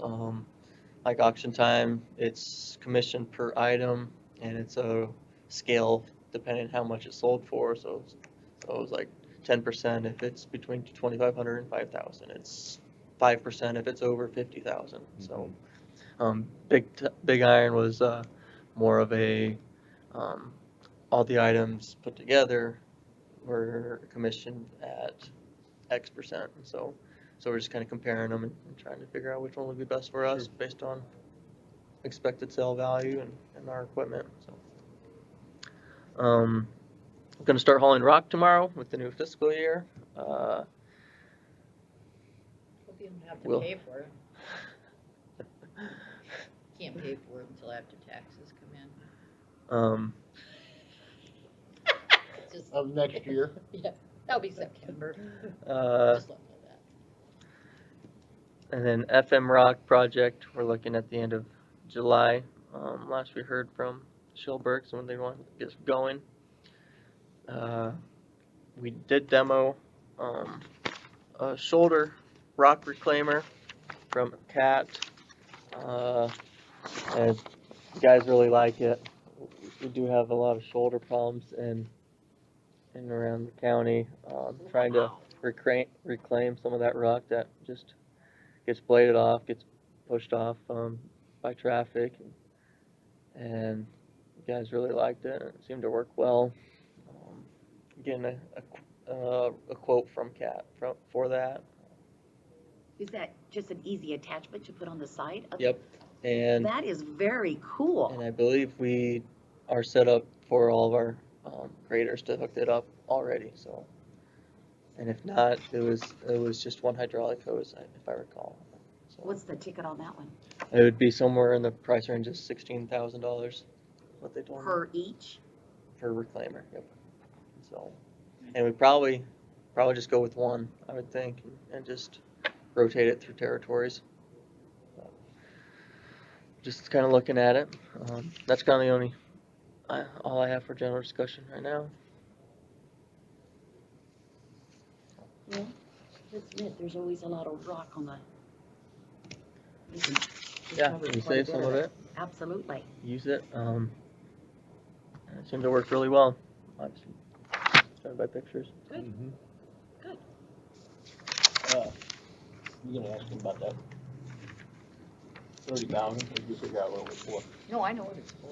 Oh, okay. Yeah, it's for the CDBG. They're doing the owners, the people have to pay a share as well as, it's, to get their, their terraces or whatever it is they're doing. Anyway, the people have to pay a share and the county gets to keep that, and then, yeah, there's an email et cetera, on it. So we get to keep this money, but it has to go in kind of that fund. So, for the expenses. Is this the watershed thing? So you guys are Being they're gonna going approve through the a government agreement next project week. of the CBDG. This is the first time I ever heard of it. Well, that's good to know, Is it because you CDBG guys or need is it to. the Iowa watershed approach? The total of it is 33,114.50, and I have, And it's in Where'd you Mills get it? County? yeah, one of them. Fremont has got one or two too. I mean, we did not. Yeah, I've seen an agreement for one in Mills right now. We- But they're yeah, we working on, didn't- they're just kinda going down the Yeah. line of. Yeah, who they've we got didn't get signed it up. on our agenda for today. She didn't really tell me, I mean, so it'll be on the agenda for next Did the week. landowner sign it though? Yeah. Yes, I've got everything signed and checks by the landowners. It just says matching funds will be payable to the county. So it says in accordance with construction services procured by the county, provide matching funds for the project, which is a maximum of 10% of the after survey estimate in which local soil and water conservation districts' average cost will be used to calculate estimates. Engineering and/or archaeological survey services will be paid for by the county. Matching funds will be payable to the county due July 1, 2020. As concerned with like stuff. When you get your terraces built for 10%, I believe I'd pay it too. It's cheap.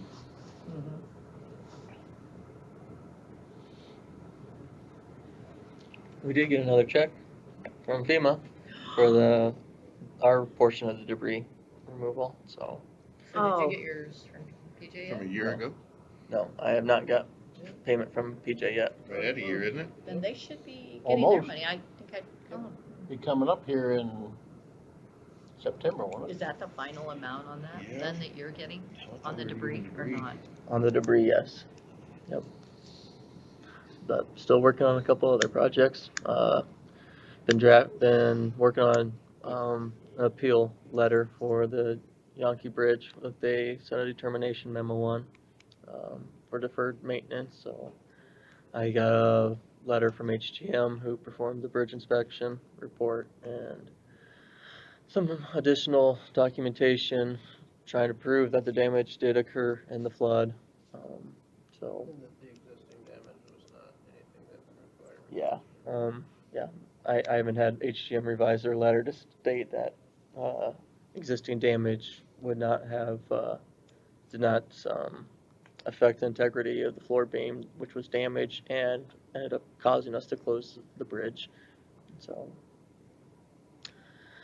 hopeful on that. Talked to Iowa Homeland Security already. They'd like to review my letter before we send it in, and so that's something I want to get done before the holiday. Is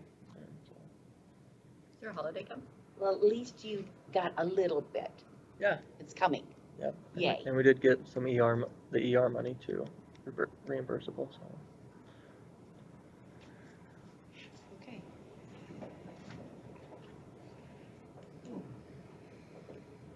Perfect. That's all me. You go get that letter for us to sign, or cover sheet for us all to Yeah. sign. Did you want me to stick around? Yeah. No. Okay.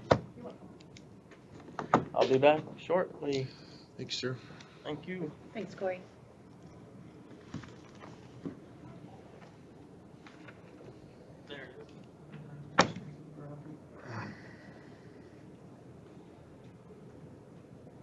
Okay. Mr. Ken. You need to stay back here, or? I just seen you scoot up so we can Then hear we you. can hear you. Yeah. If you could wait for Richard and Carol too, I'd like everyone to hear this. And Carol's actually something, I was gonna see if she could bring it up on the screen, but Oh, okay. she went to print it, so. How are you guys? Good. We're, it's amazing how much is happening right now. Just engineering related stuff. It's crazy. But Are you getting tired also of just doing conference calls and, absolutely. I mean, it just seems like you get so much more done when you can be around a table and talk. Yeah. Somebody will say, I can't hear you, okay? I mean, we've now gone to this whole new language of, can you put yourself on mute, or can it, we Yes. just got this whole new bunch of stuff that, and people talking over each other, you don't hear the thing anybody says, and all, yeah. Well, we just opened back up some essential travel, but like HR Green hasn't had a person on the road since March, which is crazy. And well, unless there's specific, unless they have to go inspect something, but as far as meetings and stuff. And I just, for the first time this morning, got a council meeting in Texas approved to go to. That's the first one since March that I've gone to anything, Wow. And yeah, it's all the stuff over Zoom. It's nice we have Zoom and all that, but Yes. Yes. and Or you're having a meeting and one of their little kids running through the, Daddy, Daddy. we had a presentation like a couple weeks ago, and just to get away from all that, one of my coworkers who happens to head our group went into a closet because it got away and it got him quiet. But before everybody got on, I said, Ed, are those clothes behind you? And he said, yes. I gotta fold up. What do you do? I mean, so he said, it's either you hear my kids or I'm in the closet. So, okay, there you go. Yeah. Oh. Yeah. It is. It's. But like we have several clients down in Texas, and I'm supporting some of our Texas group in this. And Texas, Yes. they may just close back up a little bit, and so I'm approved to go down there, but they may not have their meetings public anymore for a while. So My sister, that's down in Frisco, Texas. I'm telling you, if they are out too long, they will get ticketed. It's just crazy. And this is in McKinney, which isn't too far from there, and right? And Yeah. And they said because there's a pretty emotional topic that we've been doing some research for them, and they really want us there to present it. I mean, so they said, can you come? And I said, okay, well, one, your meeting's not be open. I mean, you guys might close your meetings soon. The other is, we'll see if we can get it approved. And HR Green said, yeah, go. I mean, it is important. So, real quick before this all starts, so what they're dealing with is, all the 5G stuff that you hear about, small cells and all that. Well, there's some folks who are concerned about some possible health risks with that because it's sending waves out and stuff.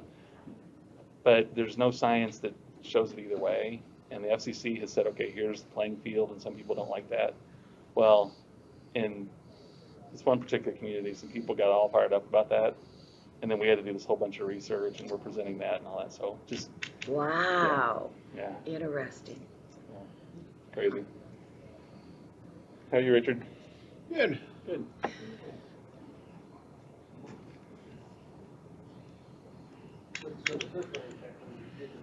Ken wants you to put something up. She's made a copy of it. I just made Oh, copies. you just made. Yeah. What do you think? I'm a computer whiz? Thank you for doing that, Carol. No problem, I just happened to see that. Yeah, I was thinking it'd be easy, but it sounds like it'd be harder to put it up there. Well, you are if you're inclined to be a IT person. However, Patrick is the IT person. Well, and Carol, we do this all over the place, and everybody's technology is actually just a little different, and so it's not as easy as it even sounds. We'll go in and be like, yeah, that's not gonna work. Okay, all right.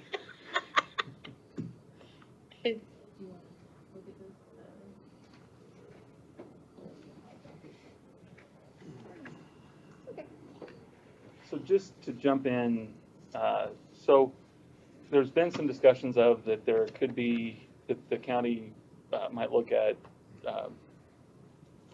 putting some funds towards some fiber. And kind of thinking through how would that work, how would, what's the best way to do that, and just thought it'd be good to just start the conversation. So really this is just kind of more of a got some ideas, some options, and then, you guys, that'll kind of hopefully help kind of set the course a little bit better. And yeah, but so the options are, if the county does end up having some funds that you could do towards fiber. The question is, what's the best way to get that done? And that really starts with, in our experience in, working on projects like this all across the country, our experience is the best thing to do is for the county to make sure you know what your goals are, what you want to see happen, okay? Because if you don't know what you want to see happen, then basically you'll end up working towards someone else's goals instead of yours. I mean, whoever comes in to talk about it, it'll be their goals you're working towards. And not that that's a completely bad thing, it's just something you gotta be careful with. Because if your goals are clear, that helps you a lot to make sure that happens, right? So you can say, this is what we're looking at.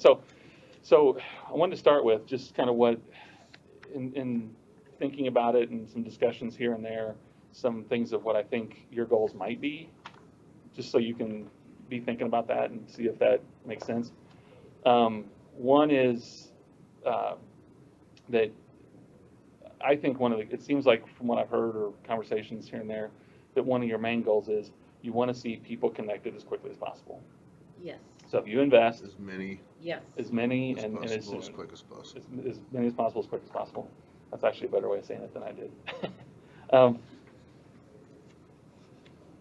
And that's important because both of those are important because, again, in talking with people, if they know that's really what your goal is, then that will help providers. And talking with providers, potential partners, if they know that's the goal, we want as many people connected as soon as possible.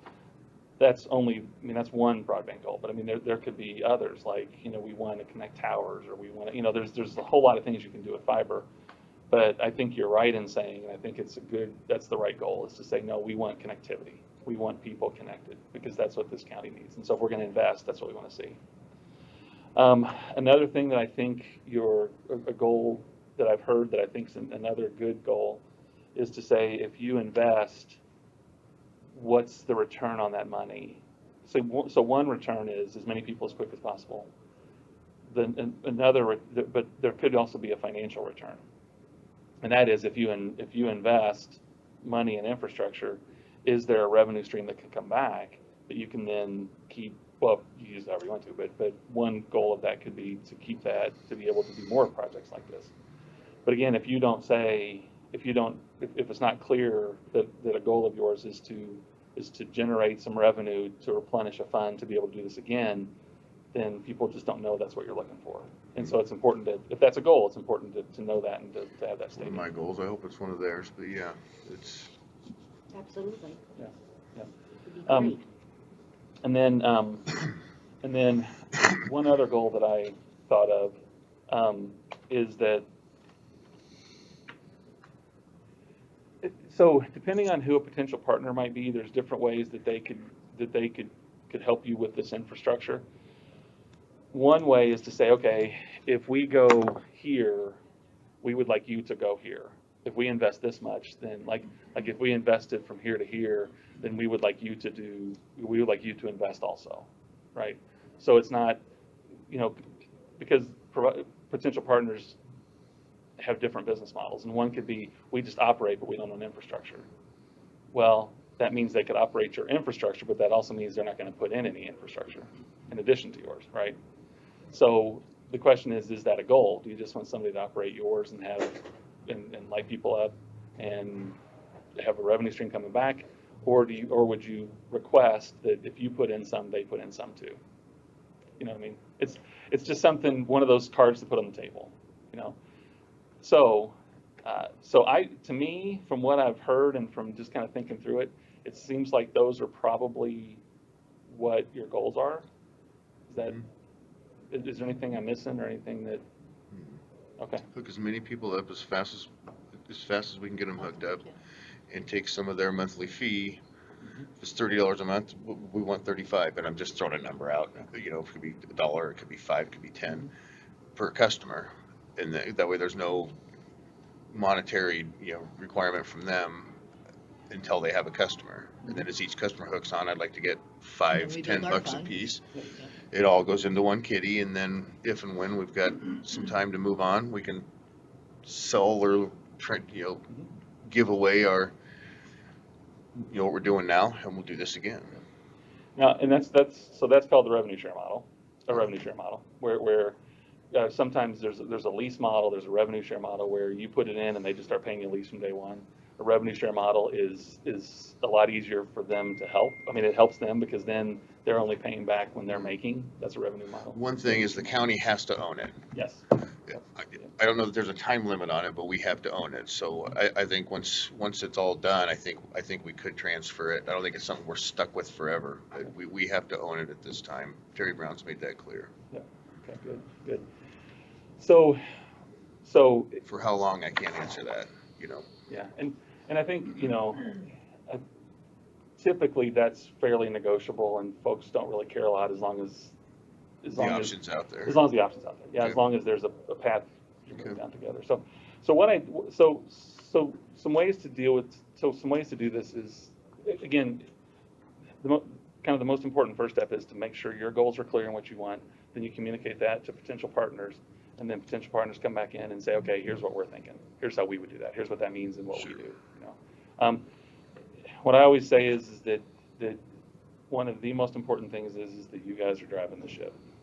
You guys are piloting the ship. That here's our goals. We can negotiate from there, but we want you answering those as opposed to you just coming in and saying, here's what we do. You guys need to lead the ship. This is your money. We'll drive the ship, but can you be our co-pilot? I'd be glad to. Yeah, be glad to. Okay. So what you have in front of you is, I put this together just as kind of a guiding, here's what we would typically do kind of thing. Just so you guys know, you're driving the ship. Glad to co-pilot, but you're driving it. So if you don't, we can adapt this. We can throw it out. But I wanted to have as a starting point of a discussion. Good. Right. So this is what we would typically, the way we would typically approach it. And first section is just introduction, just talking about the county. We may get some out-of-state people. Some, if you put this out broadly, you could get out-of-state, folks. So this is the introduction is just kind of letting people know, who we are. Then we get to the goals, which is again that needs to have, in the discussion. That's kind of a key section is section 2. That's the goals that we just talked about. Then we get in, Lonnie, to the things that you were talking about. And if you look at the 3 specific information and 4 requested information, that's where we get into, here's what we're wanting you to tell us. We're sending out, we got money and here's our goals. Now, talk to us. How can you meet the goals for this money to help you and us? Okay? And so that's sections 3 and 4. And Lonnie, the first page 2, the very first sentence, because the source of funds, the county needs to own the infrastructure. I see that. Thank you. Got to put that out there. I mean, they have to know that. I put for a certain period of time because that might end up being negotiable. Say it's 5 years, 10 years, 20 years, whatever. But I wanted to put it out there that that's something we can be talking about. So another line, the second line at the top of the page, the county's not interested in operating or maintaining the infrastructure.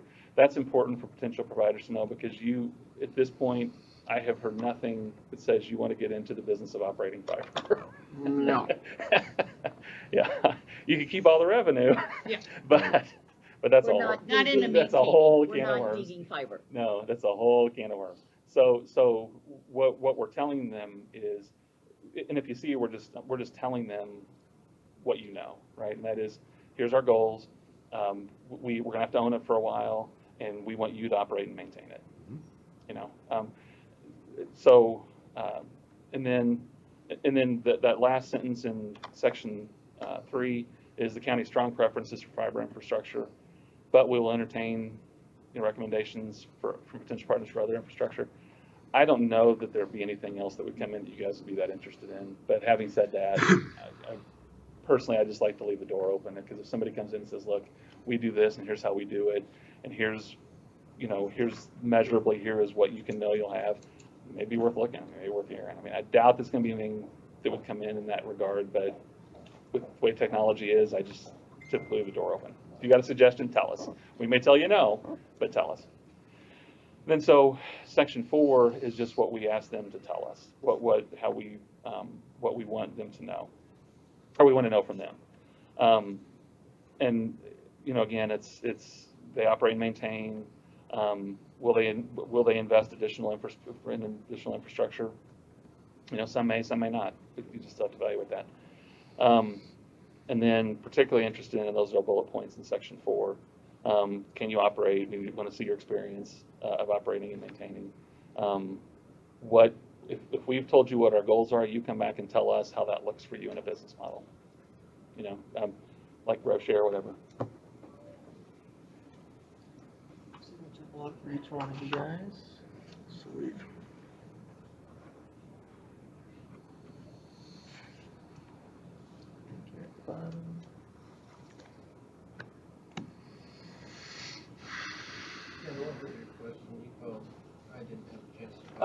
So the question is, so all states are different, and particularly when you get into sources of funds, I'm not a lawyer, that's much bigger than much broader than I know. So the question is if the city was gonna put up funds and build infrastructure, if they're gonna go into a partnership with somebody to operate it, and then probably connect to those other folks' fiber, right? Because this is just, we don't want an island, we have to connect it into somebody's network. Then does that need to go through an RFI, a procurement process or not? I think so. That's more of probably a Terry question. Terry Brown. I mean, just to be safe on our side, I would say yes. Well, and the main thing I wanted to know was, you know, if the supervisors might decide to do that anyway, just to get more response. But if not, like if they were saying, well, I just want to know if there was actually probably a requirement, or if you would strongly recommend that. So it sounds like you would recommend it. I would recommend it. I'd have to talk with the source of the funding, basically, to determine whether they would require it. But To require what again? This process, an RFI process. Yeah. Yeah. I like this idea. I do too. I mean, That way everyone knows apples and apples. I don't want to deal with CenturyLink and then have MediaCom come in later and say, why didn't you involve me? Yeah, I don't know. I want to nip that now. So my big question is, if they didn't go through this process, does like some big provider, do they have any recourse? And I just potentially see that's what you want to avoid. Yeah, I put it out. That was my call. Yeah. Just to say, okay. Yeah. I mean, I have some preferences on who I would like to work with, but the money speaks. You know, it's discussed in the right. Right. And it's I important. feel it has to be offered to everyone that wants the shot at it. And Lonnie, in the last section, the last section is just kind of disclaimer stuff. We'll just want to put a sentence in there that says we can negotiate with whoever we want to. Right. Well, Yeah. and ultimately open the we doors can. Yeah. We can. There's ways around that. I mean.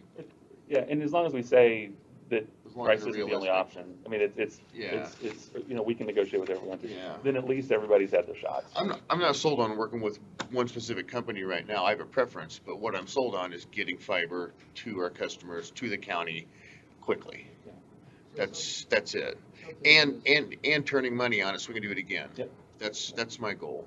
something that's kind of standard in the RFPs we've had to do for basically all the flood-related stuff is setting a certain criteria. This is what will be considered. So I don't know if we need to add that more formally. I told him he's gonna be working with you guys at least a few times before, during, and after the process. And Tyler, the one weird thing about this process, and again, just having done this a lot, is we're like calling it an RFI instead of an RFP, request for information, only because we're actually kind of saying, look, here's what we're bringing and want. Right. What are you bringing back? Sure. So I like your idea of letting folks know how we'll evaluate that. Just so you know, that's a little tricky in this circumstance because we're wanting them to tell us, you know, so. Well, but even if it's just, I mean, big variables that like, you know, whether they currently have a service in the local area, Right. anything like that. Right. Yep. That just makes it a little more bulletproof on the legal side. Right. Because you can point to, hey, we considered these things. Yeah. And I don't know if you even have to necessarily spell that out, it's just in the discussion of. I like that, choosing though. a I like location. making sure they know what's gonna be important to us. Yeah, Can I we like say that. we'd like to work with someone local? I mean, it doesn't mean it has to be a Western Iowa Networks, because CenturyLink's local, Mediacom's local. I don't wanna work with a company out of New Hampshire that only has a place in New Hampshire, and they're wanting to start in the Midwest, and we're the next one or the first one in the Midwest. Yeah. I would prefer not to, Yeah. you know? So Lonnie, yes, you can, because there's actually technological reasons for that. Like, Yeah. for example, we're not gonna build an entire network, we're gonna build a part of a network. Therefore, we have to tie into somebody's network. Yes. That has to be local by definition, right? Because it's physical. Right, Yeah, right. yeah. We just need to spell that out, or, you know, if we can. And then, and so, and then kind of the process, so then the requested information, section 4, you've got the things, the bullet points, the things we want them to tell us. And it's things like, what route would you like to see us build? Because, right, I mean, it's gonna be a route. I mean, we're not gonna build an entire network. It's gonna, you know, the money just won't go that far. So what would you like to see us, like point A to point B, where would you like to see us be, and why? Start at 250th Street, then over to Kansas. Yeah. Richard, 30 we were just saying it 34 took would be it. nice. took I'm an within hour a and half mile of my house now. But you can't hook up to it. But that's because, so there, by the way, this is a big issue, and that's why we're wanting them to come back and talk to us, because we want to make sure that we're not building this it's good to help people who are investing in the county, but like, they might build what's called a transport network, which means that gets them from point A to point B, but that's not a distribution network, which means connecting people. Answer this for me, because I've heard you say that several times. Yeah. Why wouldn't you run a cable that you could hook you up, because it's right in your front yard? Or him, because he's a quarter mile away? They can't right now unless they tie into another point and come back. Right. Why? Yeah. Won't you accomplish the same thing if you run from A to B, whether it's this cable or this cable? Aren't you accomplishing the same thing? Theoretically, yes. Practically, no. And the practical no. So theoretically, sure. Still not answering me, is he? No. Here's the answer though. So on the practical side, theoretically, sure. But on the practical side, that's just it comes down to a company's business model. And if they say, why wouldn't a company's business model be hook up customers when you got a cable in their front yard? The reason is because they're thinking of the other ways they're going to use that transport fiber. So, like, for example, if they say, like to run to Red Oak, yep. Or yep. And to run to Red Oak. Could you use the other cable to take off and run to Red Oak? So, which other cable? A distribution cable? Yeah, absolutely. But then you're putting in two cables.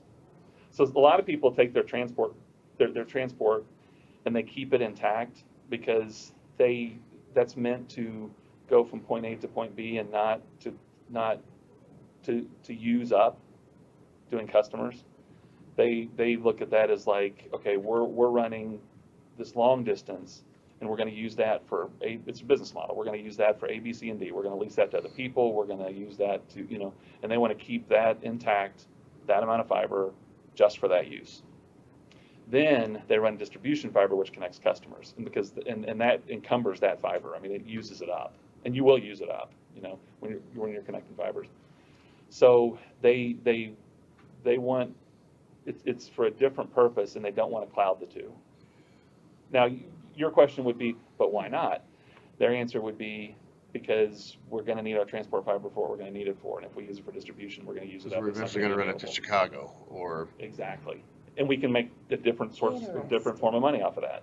We have a whole different business model, a whole different source of revenue, and we don't want to cloud it up or use it up on our distribution side. Could we put something in our RFI or the RFP would bid, however we do it, to have, we'll lay I need to get my cables right, distribution cable that we're going to run, but let them lay their transport cable in our trench. Sure. Absolutely.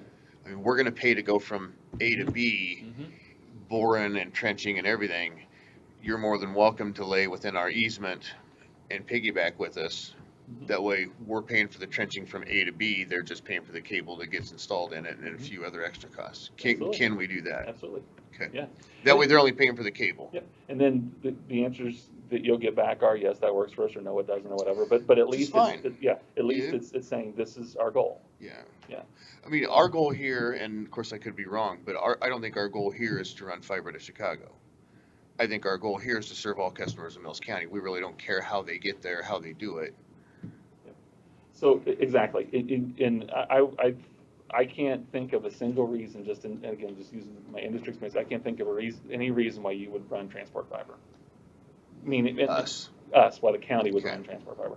You want citizens connected. All of them. All of them, yeah. So you putting money into transport fiber, the only way I could see that could make any sense is if you had ironclad, I don't even know if it could be ironclad enough, but anyway. But we're not. Yeah, yeah. There's just no good reason to do that. You want to make sure what you're doing will get people connected. So, the one other thing, just so you know, and again, the verse, and then section 5 is is going through different models and what we want them to specifically respond to. Good. So A, B, and C in section 5 is just tell us your company information, tell us your desired partnership model based on our goals, and then what infrastructure you're going to put. One key important thing in here is that since you're going to be building distribution fiber, meaning fiber that's going to connect people, one of the things you have to know is how you can always have connection to transport fiber that you can use. So, for example, if you built with a company and that company went out of business, or I mean, if you built and connected with a partner and that partner went out of business, or if they sold, which is probably more likely, if they sold, well, you don't want them going out of business or somebody else coming in that buys it and says, you know what, that's not important to us, we're just going to darken all that fiber, and then you got an island that's not usable. So in any deal you make, you have to know these, and it has to be by contract. I mean,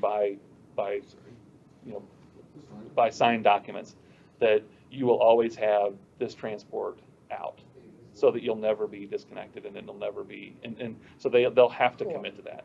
And so say, for example, if they have a transport fiber and they use it to connect, and you can connect into that, then by contract, you always have to have a certain number of dedicated fibers that will always feed this, no matter what happens in the future.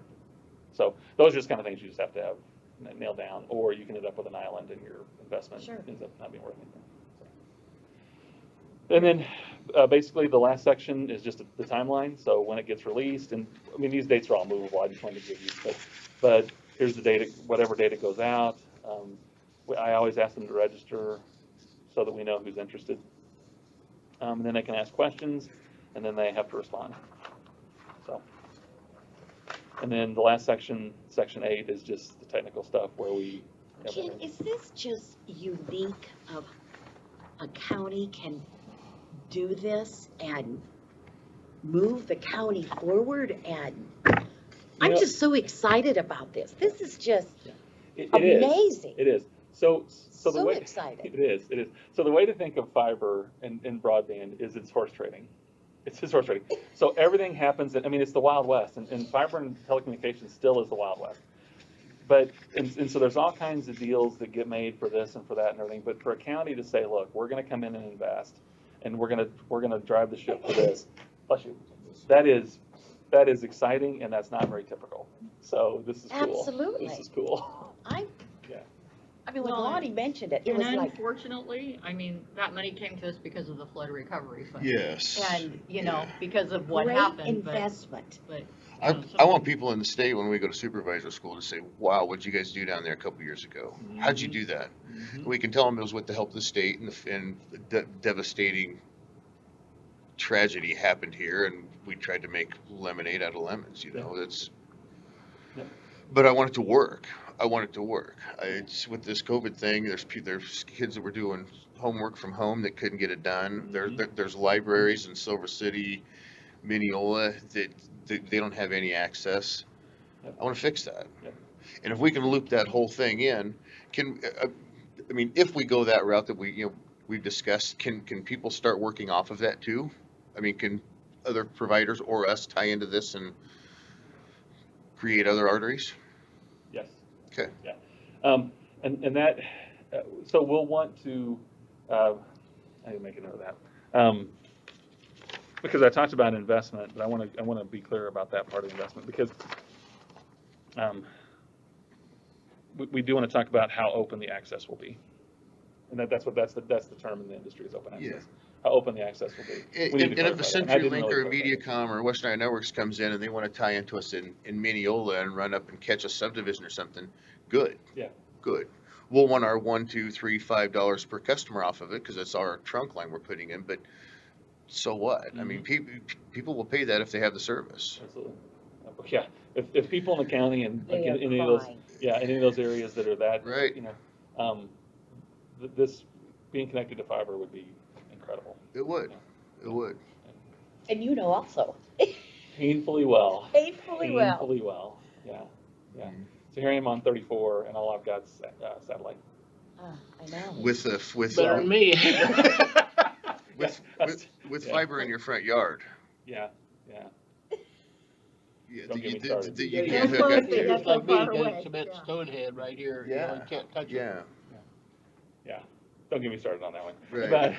But Well, we have to push this, that's for sure. It is, yeah, it's, It's whatever we need to do do you think we need to do to move forward, let's Yeah, do it. what's our- Get with these what's our two and next- figure out what we need and then get it out. so really the question would just be when could we tighten this up that takes those things into play and then. Taylor's not busy, he'll have it done by noon. Tyler. Well, he's not going to work till the 13th, so I mean, you know, Right. he got to bed on the 13th. So Tyler, why don't you, so this is our typical document. I mean, I probably use this, of course with the changes for our goals and all that, but this is the format and kind of the pieces we put in that I use. So why don't you go through and see anything that I would really appreciate you going through and seeing anything that you see needs to be tightened up, because we just get used to using it. And that doesn't mean it's, Yeah, I agree. yeah. Okay. So, Do you guys think we wanna put in criteria as far as consideration, or As far as what? as far as what you're gonna consider when making a decision? Or Yeah, as much as possible, and I wanna be as transparent as possible, that way, Tyler. I don't want CenturyLink or MediaCom to come sue us later because we didn't involve them or anyone else like that. I wanna put it out there. Well, kind of. Why don't you look at sections 4 and section 5 and see if it's clear enough? Because again, I use industry language and I use what I'm used to. It would be far better just to have another eye on that. So why don't you look at particularly sections 4 and 5? And if there's anything you see in there that's like, that's not really telling them we're going to look at this, then let me know and we'll. Okay. But at that point, if this is kind of if this makes sense and this process makes sense, then basically we can just clean that up. There's a couple things I want to make sure I put in there from our conversation today. But I mean, we could be sending this out. I typically like to give at least 3 weeks. You know, industry norms probably anywhere from 2 weeks to a month, but 2 weeks doesn't really give people a chance to really pay attention. But I usually go 3 weeks to a month for them to respond. So we could actually give them 3 weeks. Is there any kind of an agreement you need to sign with us to help us co-pilot? Let me think about that. At this time, okay. Yeah, let me think about that. I'm just so excited to get this going. I just want to get it on the street as soon as we can. So awesome. One question I have, so say for example, if we got all this going, that we got responses within August, which is very doable, we take a week or two to evaluate them, because it'll be pretty clear. Sure. It really will. But we take a week to 2 to evaluate them, and then, so the next step is then to go into a contract with them, because with whoever, right, whoever you like, okay, because we have to know these details, and we have to know, yes, you know, what the rev share is going to be or how they want to do that. I mean, there's things that have to be Set in ironclad. stone. Yeah. yes. Got it. So get that done. We could actually be, I mean, design could actually be going in the fall, which requires looking at the route and all that. So there's outside work with that, but that could be done in the fall, with design going through fall and the winter, and then construction should actually start in the spring. Now, with funding sources and all that, is that an okay time frame? Yes. I mean, sooner the better, obviously. But We can get you a check I've been told 30 days, so 60 days we can get you a check. Or 8, yeah, we can start spending the money. so what'll happen is that design will happen, and then we'll go out to RFP for a construction company, and then that'll verify all the numbers, make sure nothing happens until we get all those numbers in. Right. Once those numbers in, once they work, then we release the construction company that has the best bid, and they go. And that could very easily happen in the spring. Oh my gosh. So Good. Is cable available? Yeah. I mean, it's not something that you get started in this, they go, oh, well, wait a minute, you're such and such on the list, and maybe it'll be ready then, or, Lead times right now are typically, lead times for fiber, and that's what, because there are. So lead times for fiber are right now, right in within like a month, 2 months. oh, okay. And so we're good. I mean, it's, but as soon as we know it's gonna happen, we want, and as soon as we know we have a deal that's gonna work, then you wanna make sure you reserve the fiber. Yeah. Richard, probably the thing that's working in our favor on that one is you can't really do much construction in the winter. So that's our lead times, you know. And they build their stocks back up and all that, so spring's usually. Mild winters though, they can work through winter though, It's true. if it's mild. Yep. I'll make a motion that we move forward with, you know, the fiber extension. Is that what you wanna call it? Yeah, yeah. And I second it. Get it moving. Just to move forward, Yep. keep the process moving. Okay. We've got a motion and a second to keep moving forward with the fiber extension. Is there any discussion? And so basically, the next step you want to do is an RFI process. Yep. I'd probably go ahead and say Yes, that. Yeah. Okay, with the RFI process, okay. RFI is okay instead of RFP. Yeah. Do you care? Nope. Okay, all right. We're not ready for proposals yet. Right. Okay. All right, any other discussion? Hearing none, all those in favor? Aye. Aye. Thank you, Ken. Absolutely. Thank you. Super cool. This is cool. Yeah, yeah. It's, See you, Ken. it's different, isn't it? It It's- is. yeah. You don't get yours before I do. Oh, boy, I don't know. Not if they come down to two I think fifty. that's fair. I think that's fair because that puts pressure on everything. But, Well, if you're all I'll use here, my then inside that's pull. How's that? you do have contact. So. Thank you all. No, Thanks. let's just make it work, Ken. That's all I say. Okay. Hello. Oh. All right, so I am here because I have been asked to review the contract for building and zoning, the contract with Darren. Let me just start by saying Darren has been an amazing asset, especially for my office in the defense and protection of this county. And he's extremely knowledgeable. If I have questions about where do I find this, about this specific type of zoning, Darren knows it. But I think that there's been a concern with a lot of citizens, especially, about the transparency of his fee schedule, of how he gets paid. So I've asked Darren to look at some numbers, and instead of taking a portion of any of the fees that are collected for the county, I believe it's more transparent and straightforward if we do an hourly rate at industry standard. So I don't know, Darren, if you want to join us and talk about where these numbers came from. And I will start with just by saying the director in Pot County who does similar work, we got some figures on that, and they get paid a salary. The salary is between $90,000 and $120,000 plus, you know, the benefits and such. And from what I understand, that position is only part-time because the director also works for public health. So Matt. yeah, Matt. So, and then he has below him a whole team of people who work for him. They spend quite a bit of money on their building and zoning, which they're a much bigger county, so that makes sense. But I wanted to look at what seemed fair per hour so that we can see, okay, Darren worked this many hours a week, his services and his expertise are worth this much, and I believe on the rough calculations I did, it could result in a cost savings to the county of about $50,000. Do you have those numbers? I Can see 'em? don't, I asked Carol, I pulled them off that one day, I didn't. it was about a month ago. You've Yeah. compared what Yeah. we're doing now versus what it will be, Yeah. and Yes. you did a cost analysis? Yes. Yeah, I'd like to see those. The only unclear portion would be, you know, Darren's hours will be variable still, based on the amount of permits that come in and the amount of work there is to do. The one thing that's been suggested is we can put an hour, weekly max amount of hours, but if we do that and say 10 projects come in 1 week, they won't necessarily get done timely if all they can work is 25 hours that week. From my understanding, you know, when there's a lot of building happening in the summer months, spring, summer months, that's when the permits come in. There's many more, but in the winter months, there'll be less hours worked because there's not as many permits coming in. Right now, according to Darren, he works about 20 to 25 hours per week on average. Is that right? Here in the county, yeah. Here for Mills County? Working here in the county, but I still take a lot of phone calls, emails after hours or when I'm doing other jobs. But average, it's every day I'm here from 7:30, sometimes 7. Or I went projects at 7 this morning, and then I'm here till noon or till 1.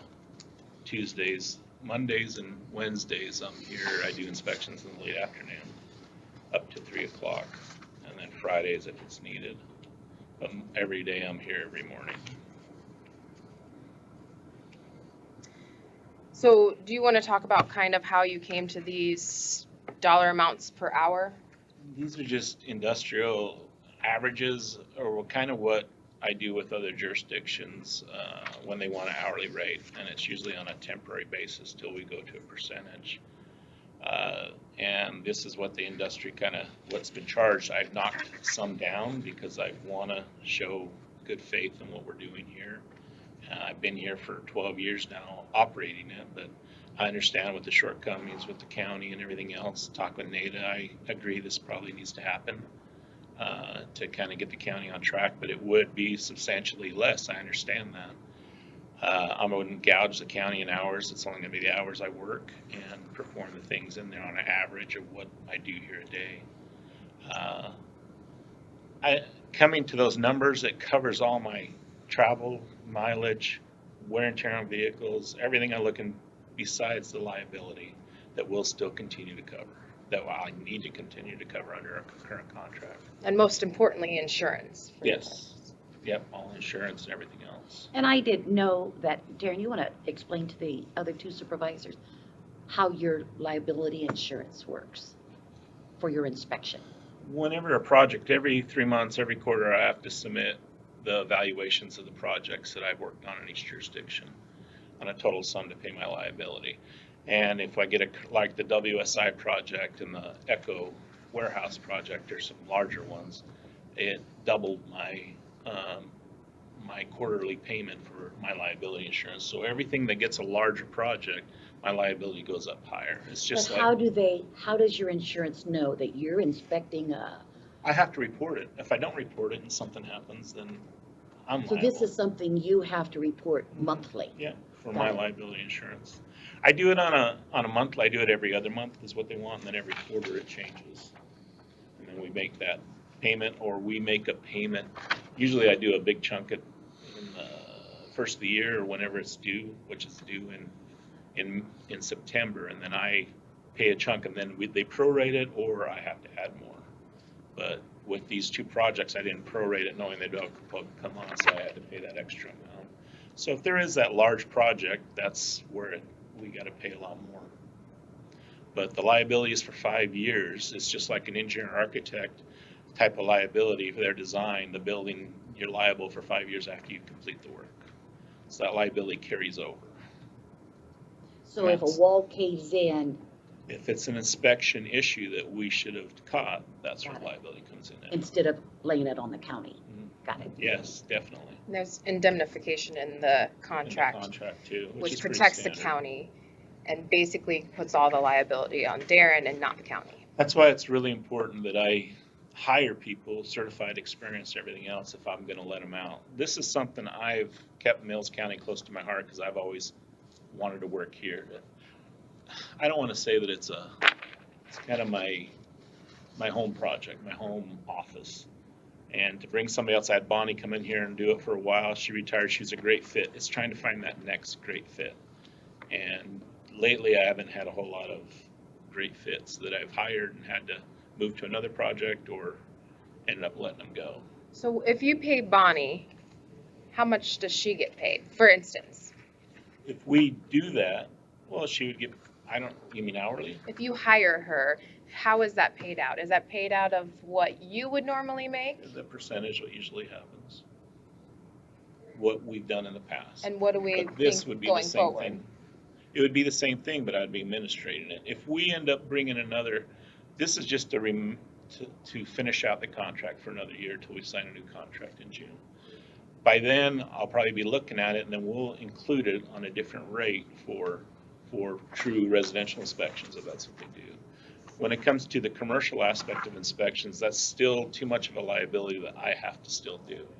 But when it comes to the residential, there's a little bit less liability. I can pay somebody, I can charge a little less.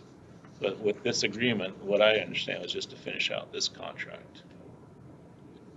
Okay, so if, for instance, Bonnie does an inspection for you, or somebody like Bonnie does an inspection, will they get paid at this rate? No, I'm gonna continue to stay here till the end of this contract to do this. Okay, There won't so be you any. won't be hiring any outside I'm not people? gonna be hiring outside people. I might have somebody come fill in temporarily, and I'll note it on the time, but I haven't put a different hourly rate in there. But I'm still overseeing it. I'm not, but I don't see, talking to Nita, and my thoughts on it is I'd continue just to be the only thing happening here till this contract's agreed. And then when we decide on entering a new contract and this has been working, we do that, then I'll give a breakdown of a residential building inspector. If we end up, and there's enough work here to have a full-time inspector, like, well, Bonnie was never full-time. She was never a full-time, there wasn't enough work here for it.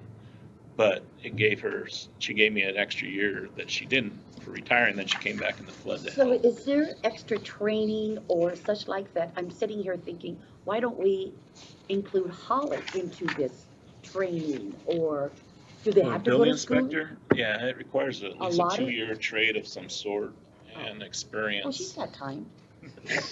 And then there's certifications, but they have inspector schools. There's universities out there, and I know that the community college was looking at starting one at Western, but it never got people to come in and do it. They asked me to come in and teach, in fact, and I said, yeah, if it happens, I'll be happy to do that. I did it at other community colleges out west, but it never materialized. And just for the people listening at home, this is different than going in and doing an inspection when you buy a house, because you're looking at the architectural aspects of the house, making sure that, if the placement or the type of materials aren't going to catch on fire. And When it comes to the resident, they call them the real estate inspectors, home inspectors. And they look at the surface, they'll get underneath the house, look in the attic, things like that. Right. With the building code and that type of inspection is a whole nother animal of an inspector that watches it and makes sure things are from the plan review to the stage of the foundation to make sure the rebar's in the right place, it's tied right correctly, it has enough overlap, going up the walls, all the anchoring system, everything inside the walls, everything, the sheetrock, everything else, that's inspected per construction. Then we get a certificate of occupancy. And then when it sells 5 years later, a home inspector comes in, he's looking at just things that are broken. Or possibly he'll find some structural things when he goes up in the attic that wasn't caught. Or mainly they usually happen when it's an area that has never had inspections. So they're finding a little bit more things on those houses. They'll go in the underfloor, in the basement, things like that. But a lot of times the home inspectors are finding things that the homeowner's done that should have not done without a proper professional doing that work or doing something different. And that's what they typically have, which the home inspector just makes sure that it's safe for the next buyer. And that's a real estate inspector, and they do a different test and different thing, and that's not anything like we do. We do it through the international code, which is part of their building code that the county's adopted in the state to what we do for construction of from the beginning. So I hope that clarified. It always makes, because I have people call me all the time wanting me to hire me to do a home inspection. We do not do that. That's a whole different thing that we don't get involved with. so this top figure covers everything except for commercial inspections. Administratively, what I'm doing currently now. Administratively, all other inspections that the county has other than the larger commercial inspections, which the only two right now that are going on is the WSI and the Echo. They call it the Echo building, but I heard it's sold. Yeah. So I don't know what to call it now, but that's what we call it there. And those are the only two buildings. I go out to the WSI 3 days a week in the morning, and we do different things there. Echo, now we're getting to the frame stage. We've done plumbing. It's going to get busier, and those, we're hoping that both of them will be done by this winter. We'll see And how that that one's out goes. there by the Bungie Yeah, also. it's the out there Echo. on 195th. Yeah. 8X. Yeah. So Is that just what it is, Paydex? It's old school, but yeah. Yeah, that old building. Yeah. Just to clarify, this is all of your services that you currently do at 105, except for building inspections or projects over 900 and Over $1 million. like $1 million. Our liability goes up there. So I'm trying to cover that cost. So when we So see if a new project comes in, that's gonna cover that also. So when we see your timesheet, it will have, You'll you know, have how two- many hours you worked at 105 and how many hours you worked at 125. Yeah, yeah, I'll probably do 2 different timesheets that will show the current average 105 and then the 125 and explain where I was at in the little notes. What projects there were or what happened at that time. You know, this is just a proposal, but this way we know exactly what we're getting. We're seeing the number of hours worked, we're seeing how much the value of those hours are, and I think for auditing purposes and transparency, it's much clearer to know exactly what we're getting for how much. It's through June, be for a year. The contract ends, so it was 3 years from June 19th of 2018.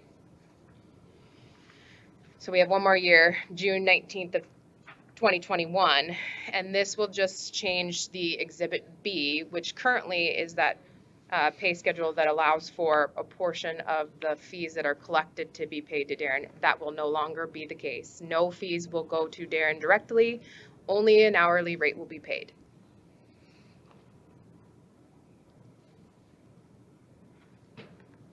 One other project is, I'm probably not gonna charge for, is the, I'm not gonna say I'm not, is the new engineering building.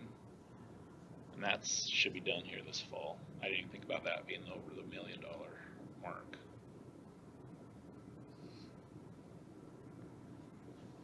I mean, I think that covers it, though. Yeah.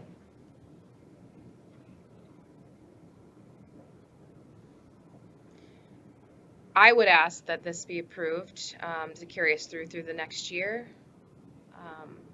Like I said, I think it'll be a cost savings of about $50,000. I did the numbers probably about a month ago in a 2-year period. And granted, we were busier in that 2-year period. A lot was going on with the floods. You know, there was a lot of things happening with There was things we permits. didn't expect. So I think that's just going to be a longer period of time to look at, and atypical. That's why hourly is probably going to be best. I got kind of a question here. Bonnie is there now, right? No, she's gone. Or Bonnie's gone. She only came back to help me with the flood, that was it. Anyway, She's been gone a year since. her position and Holly's position, I would like to see a job description for us to have. We have a job description for Holly on. Have you? I can send that to Carol if. I haven't looked into it. I have a standard building inspector's job description, but it's not county-based, it's my business, or that's pretty much national standard base of description for a residential inspector. Okay. And Holly and I have been talking about that. We think that would also be a good thing. And then have you or Holly come in once a month, talk to us. That's What are you inspecting? Because sometimes be we happy to hear do at that. the I've coffee offered shop it, and I'll you go, know. there is?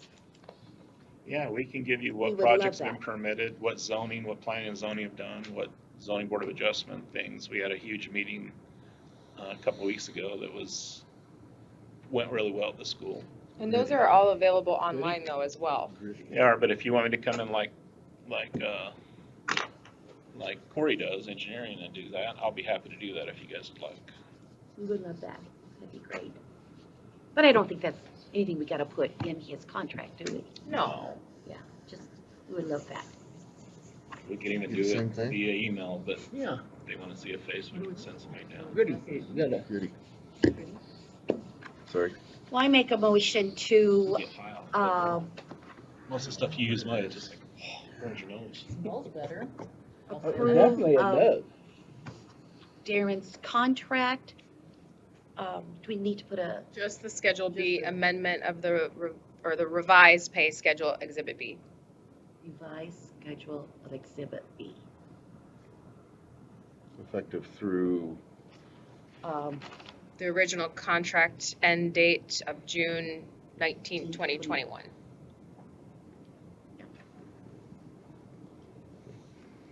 got a motion and a second. Is there any other discussion?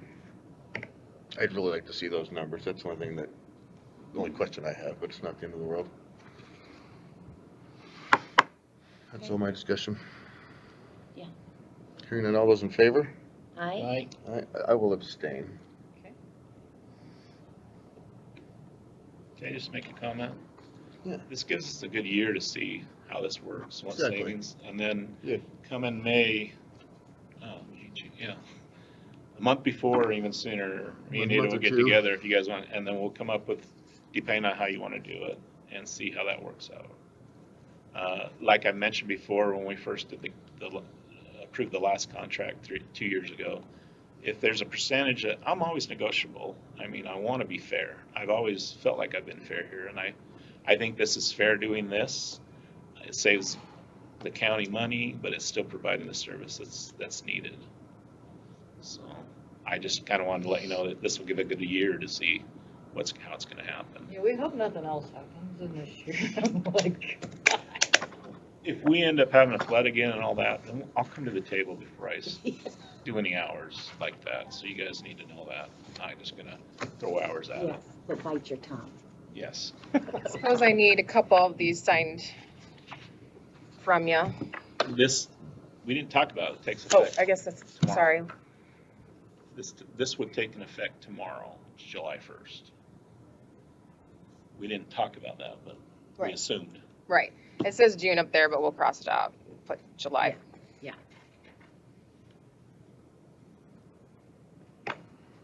July 1. Yes.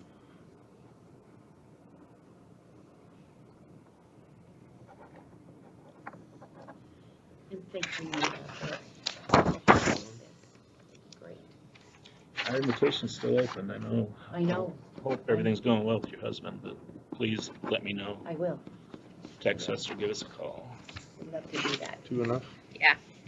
2 originals, one for Darren, one for us, and then I'll make copies. Auditor.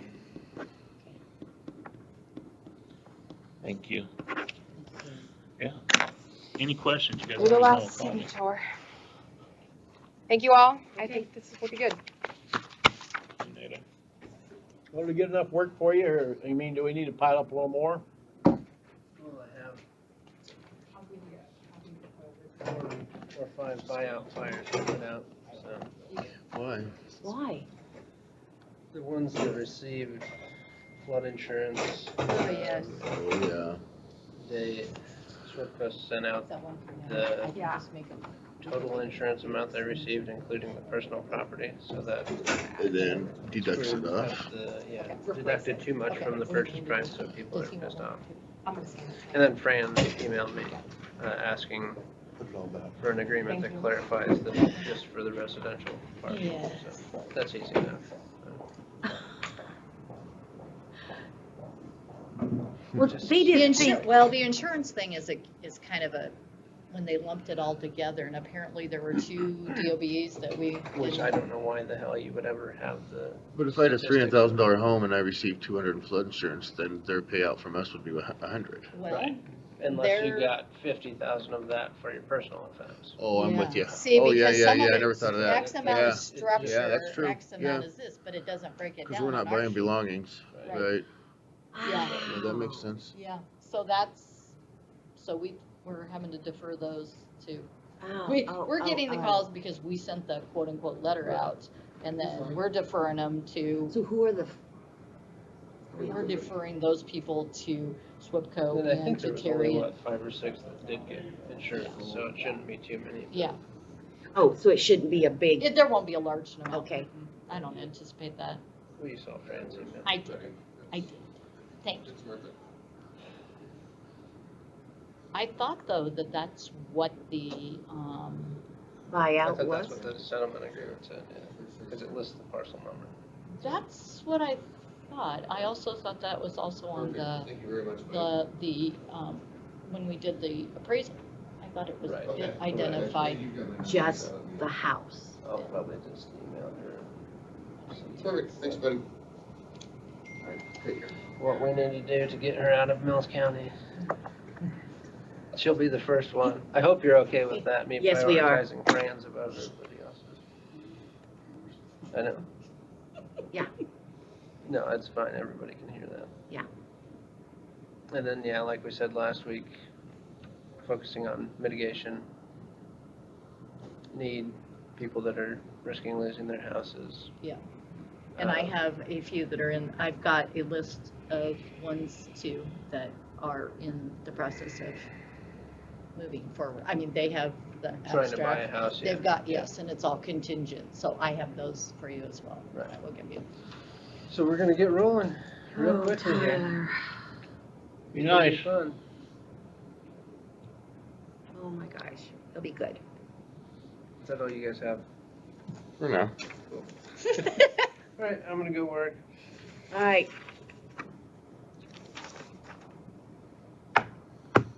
I'll make a motion to approve the ICAP insurance renewal policy, right?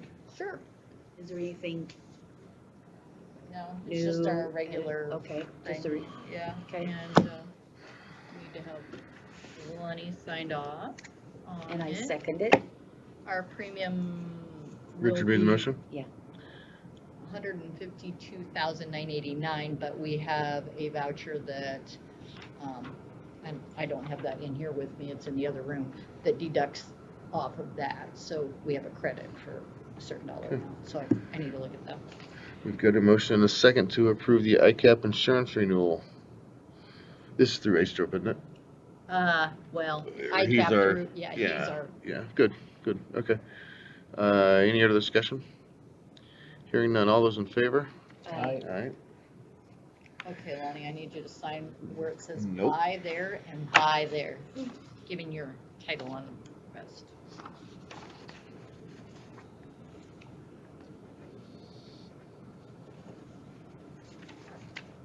You have the deal, don't you, from Tony? You had it. I got it. Okay, Can't remember just- where I put it. Okay. Don't act like me, please. I don't want you to say, let's see, where did I put that? Just don't be too speedy about it, we'll Okay, have everything we need to know. all right. No speedy by me.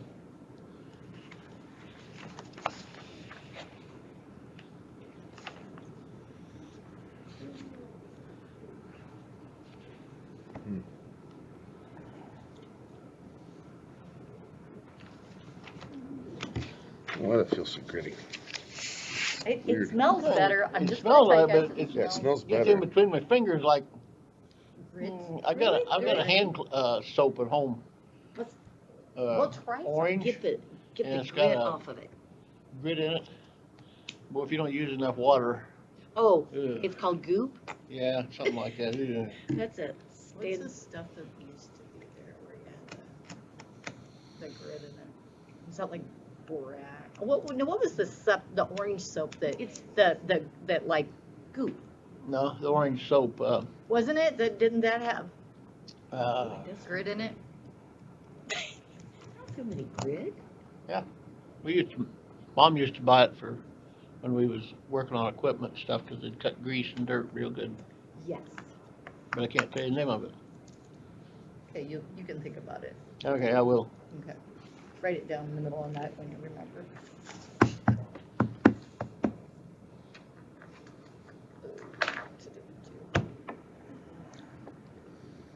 So Tony came across with a bid for our windows?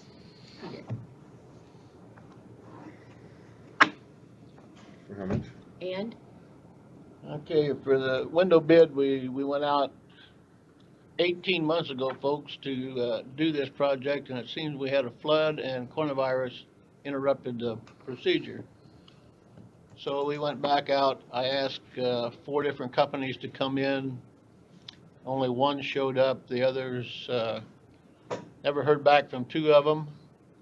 The other company more or less denied to come in, right? You just said he Yep. was, Yeah. his bid was higher. So we have really one bid, but I He get was low bid to begin with, low too, bid to so. begin with. For 13 windows to go in the courthouse on the west and north side, top to bottom, is $27,970.50. That was And that's full by- full armor windows. It's full armor windows, but is it Probia? Provi is their brand. Provia? Isn't that the company? Yeah, Full Armor's the company. Provi, Full armor. yeah, Okay. Provi Okay. is the brand. All right.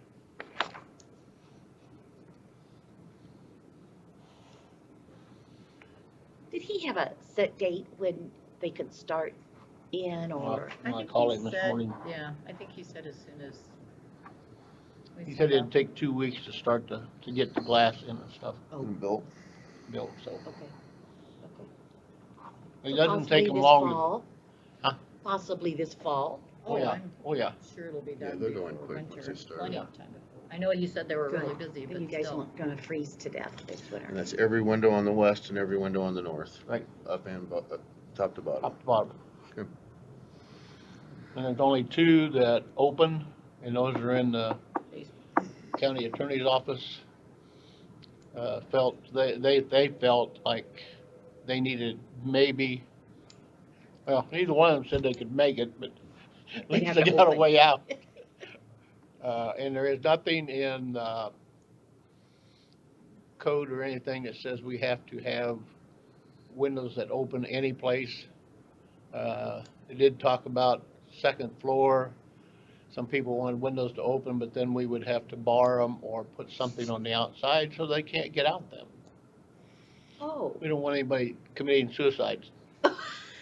on a bad day. Yeah.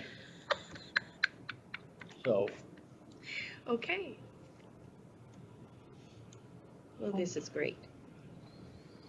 You got a make- motion You to wanna- approve? I don't care. I'll make a motion all to, right, let's get some nice windows in the courthouse so we're not spending dollars on extra air conditioning and heating, and the workers can be hot and cold, and won't trip over all the electrical cords under the desk. there you go. We've got a motion and a second. Is there any discussion? Hearing none, all those in favor? Aye. All right.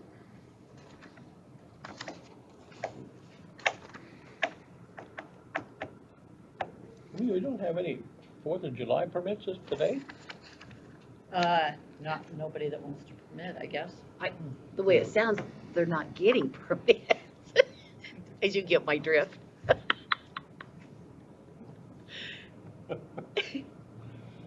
Hey, who we making cigarette permits and stuff for? Well, this is the last one. They didn't get in, last week, and this is for, they had to go to their corporate. This is for the Dollar General Store in Tabor.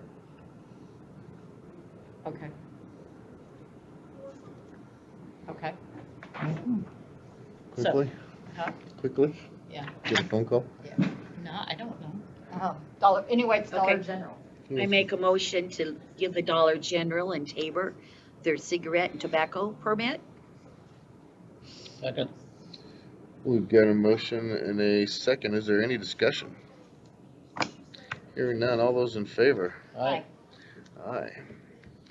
Motion carries. Well, thank you all for joining us. Tune in next week when the auditor will open the meeting with a song and dance for all of you. You'll be opening it. You'll be in charge. Thank you all.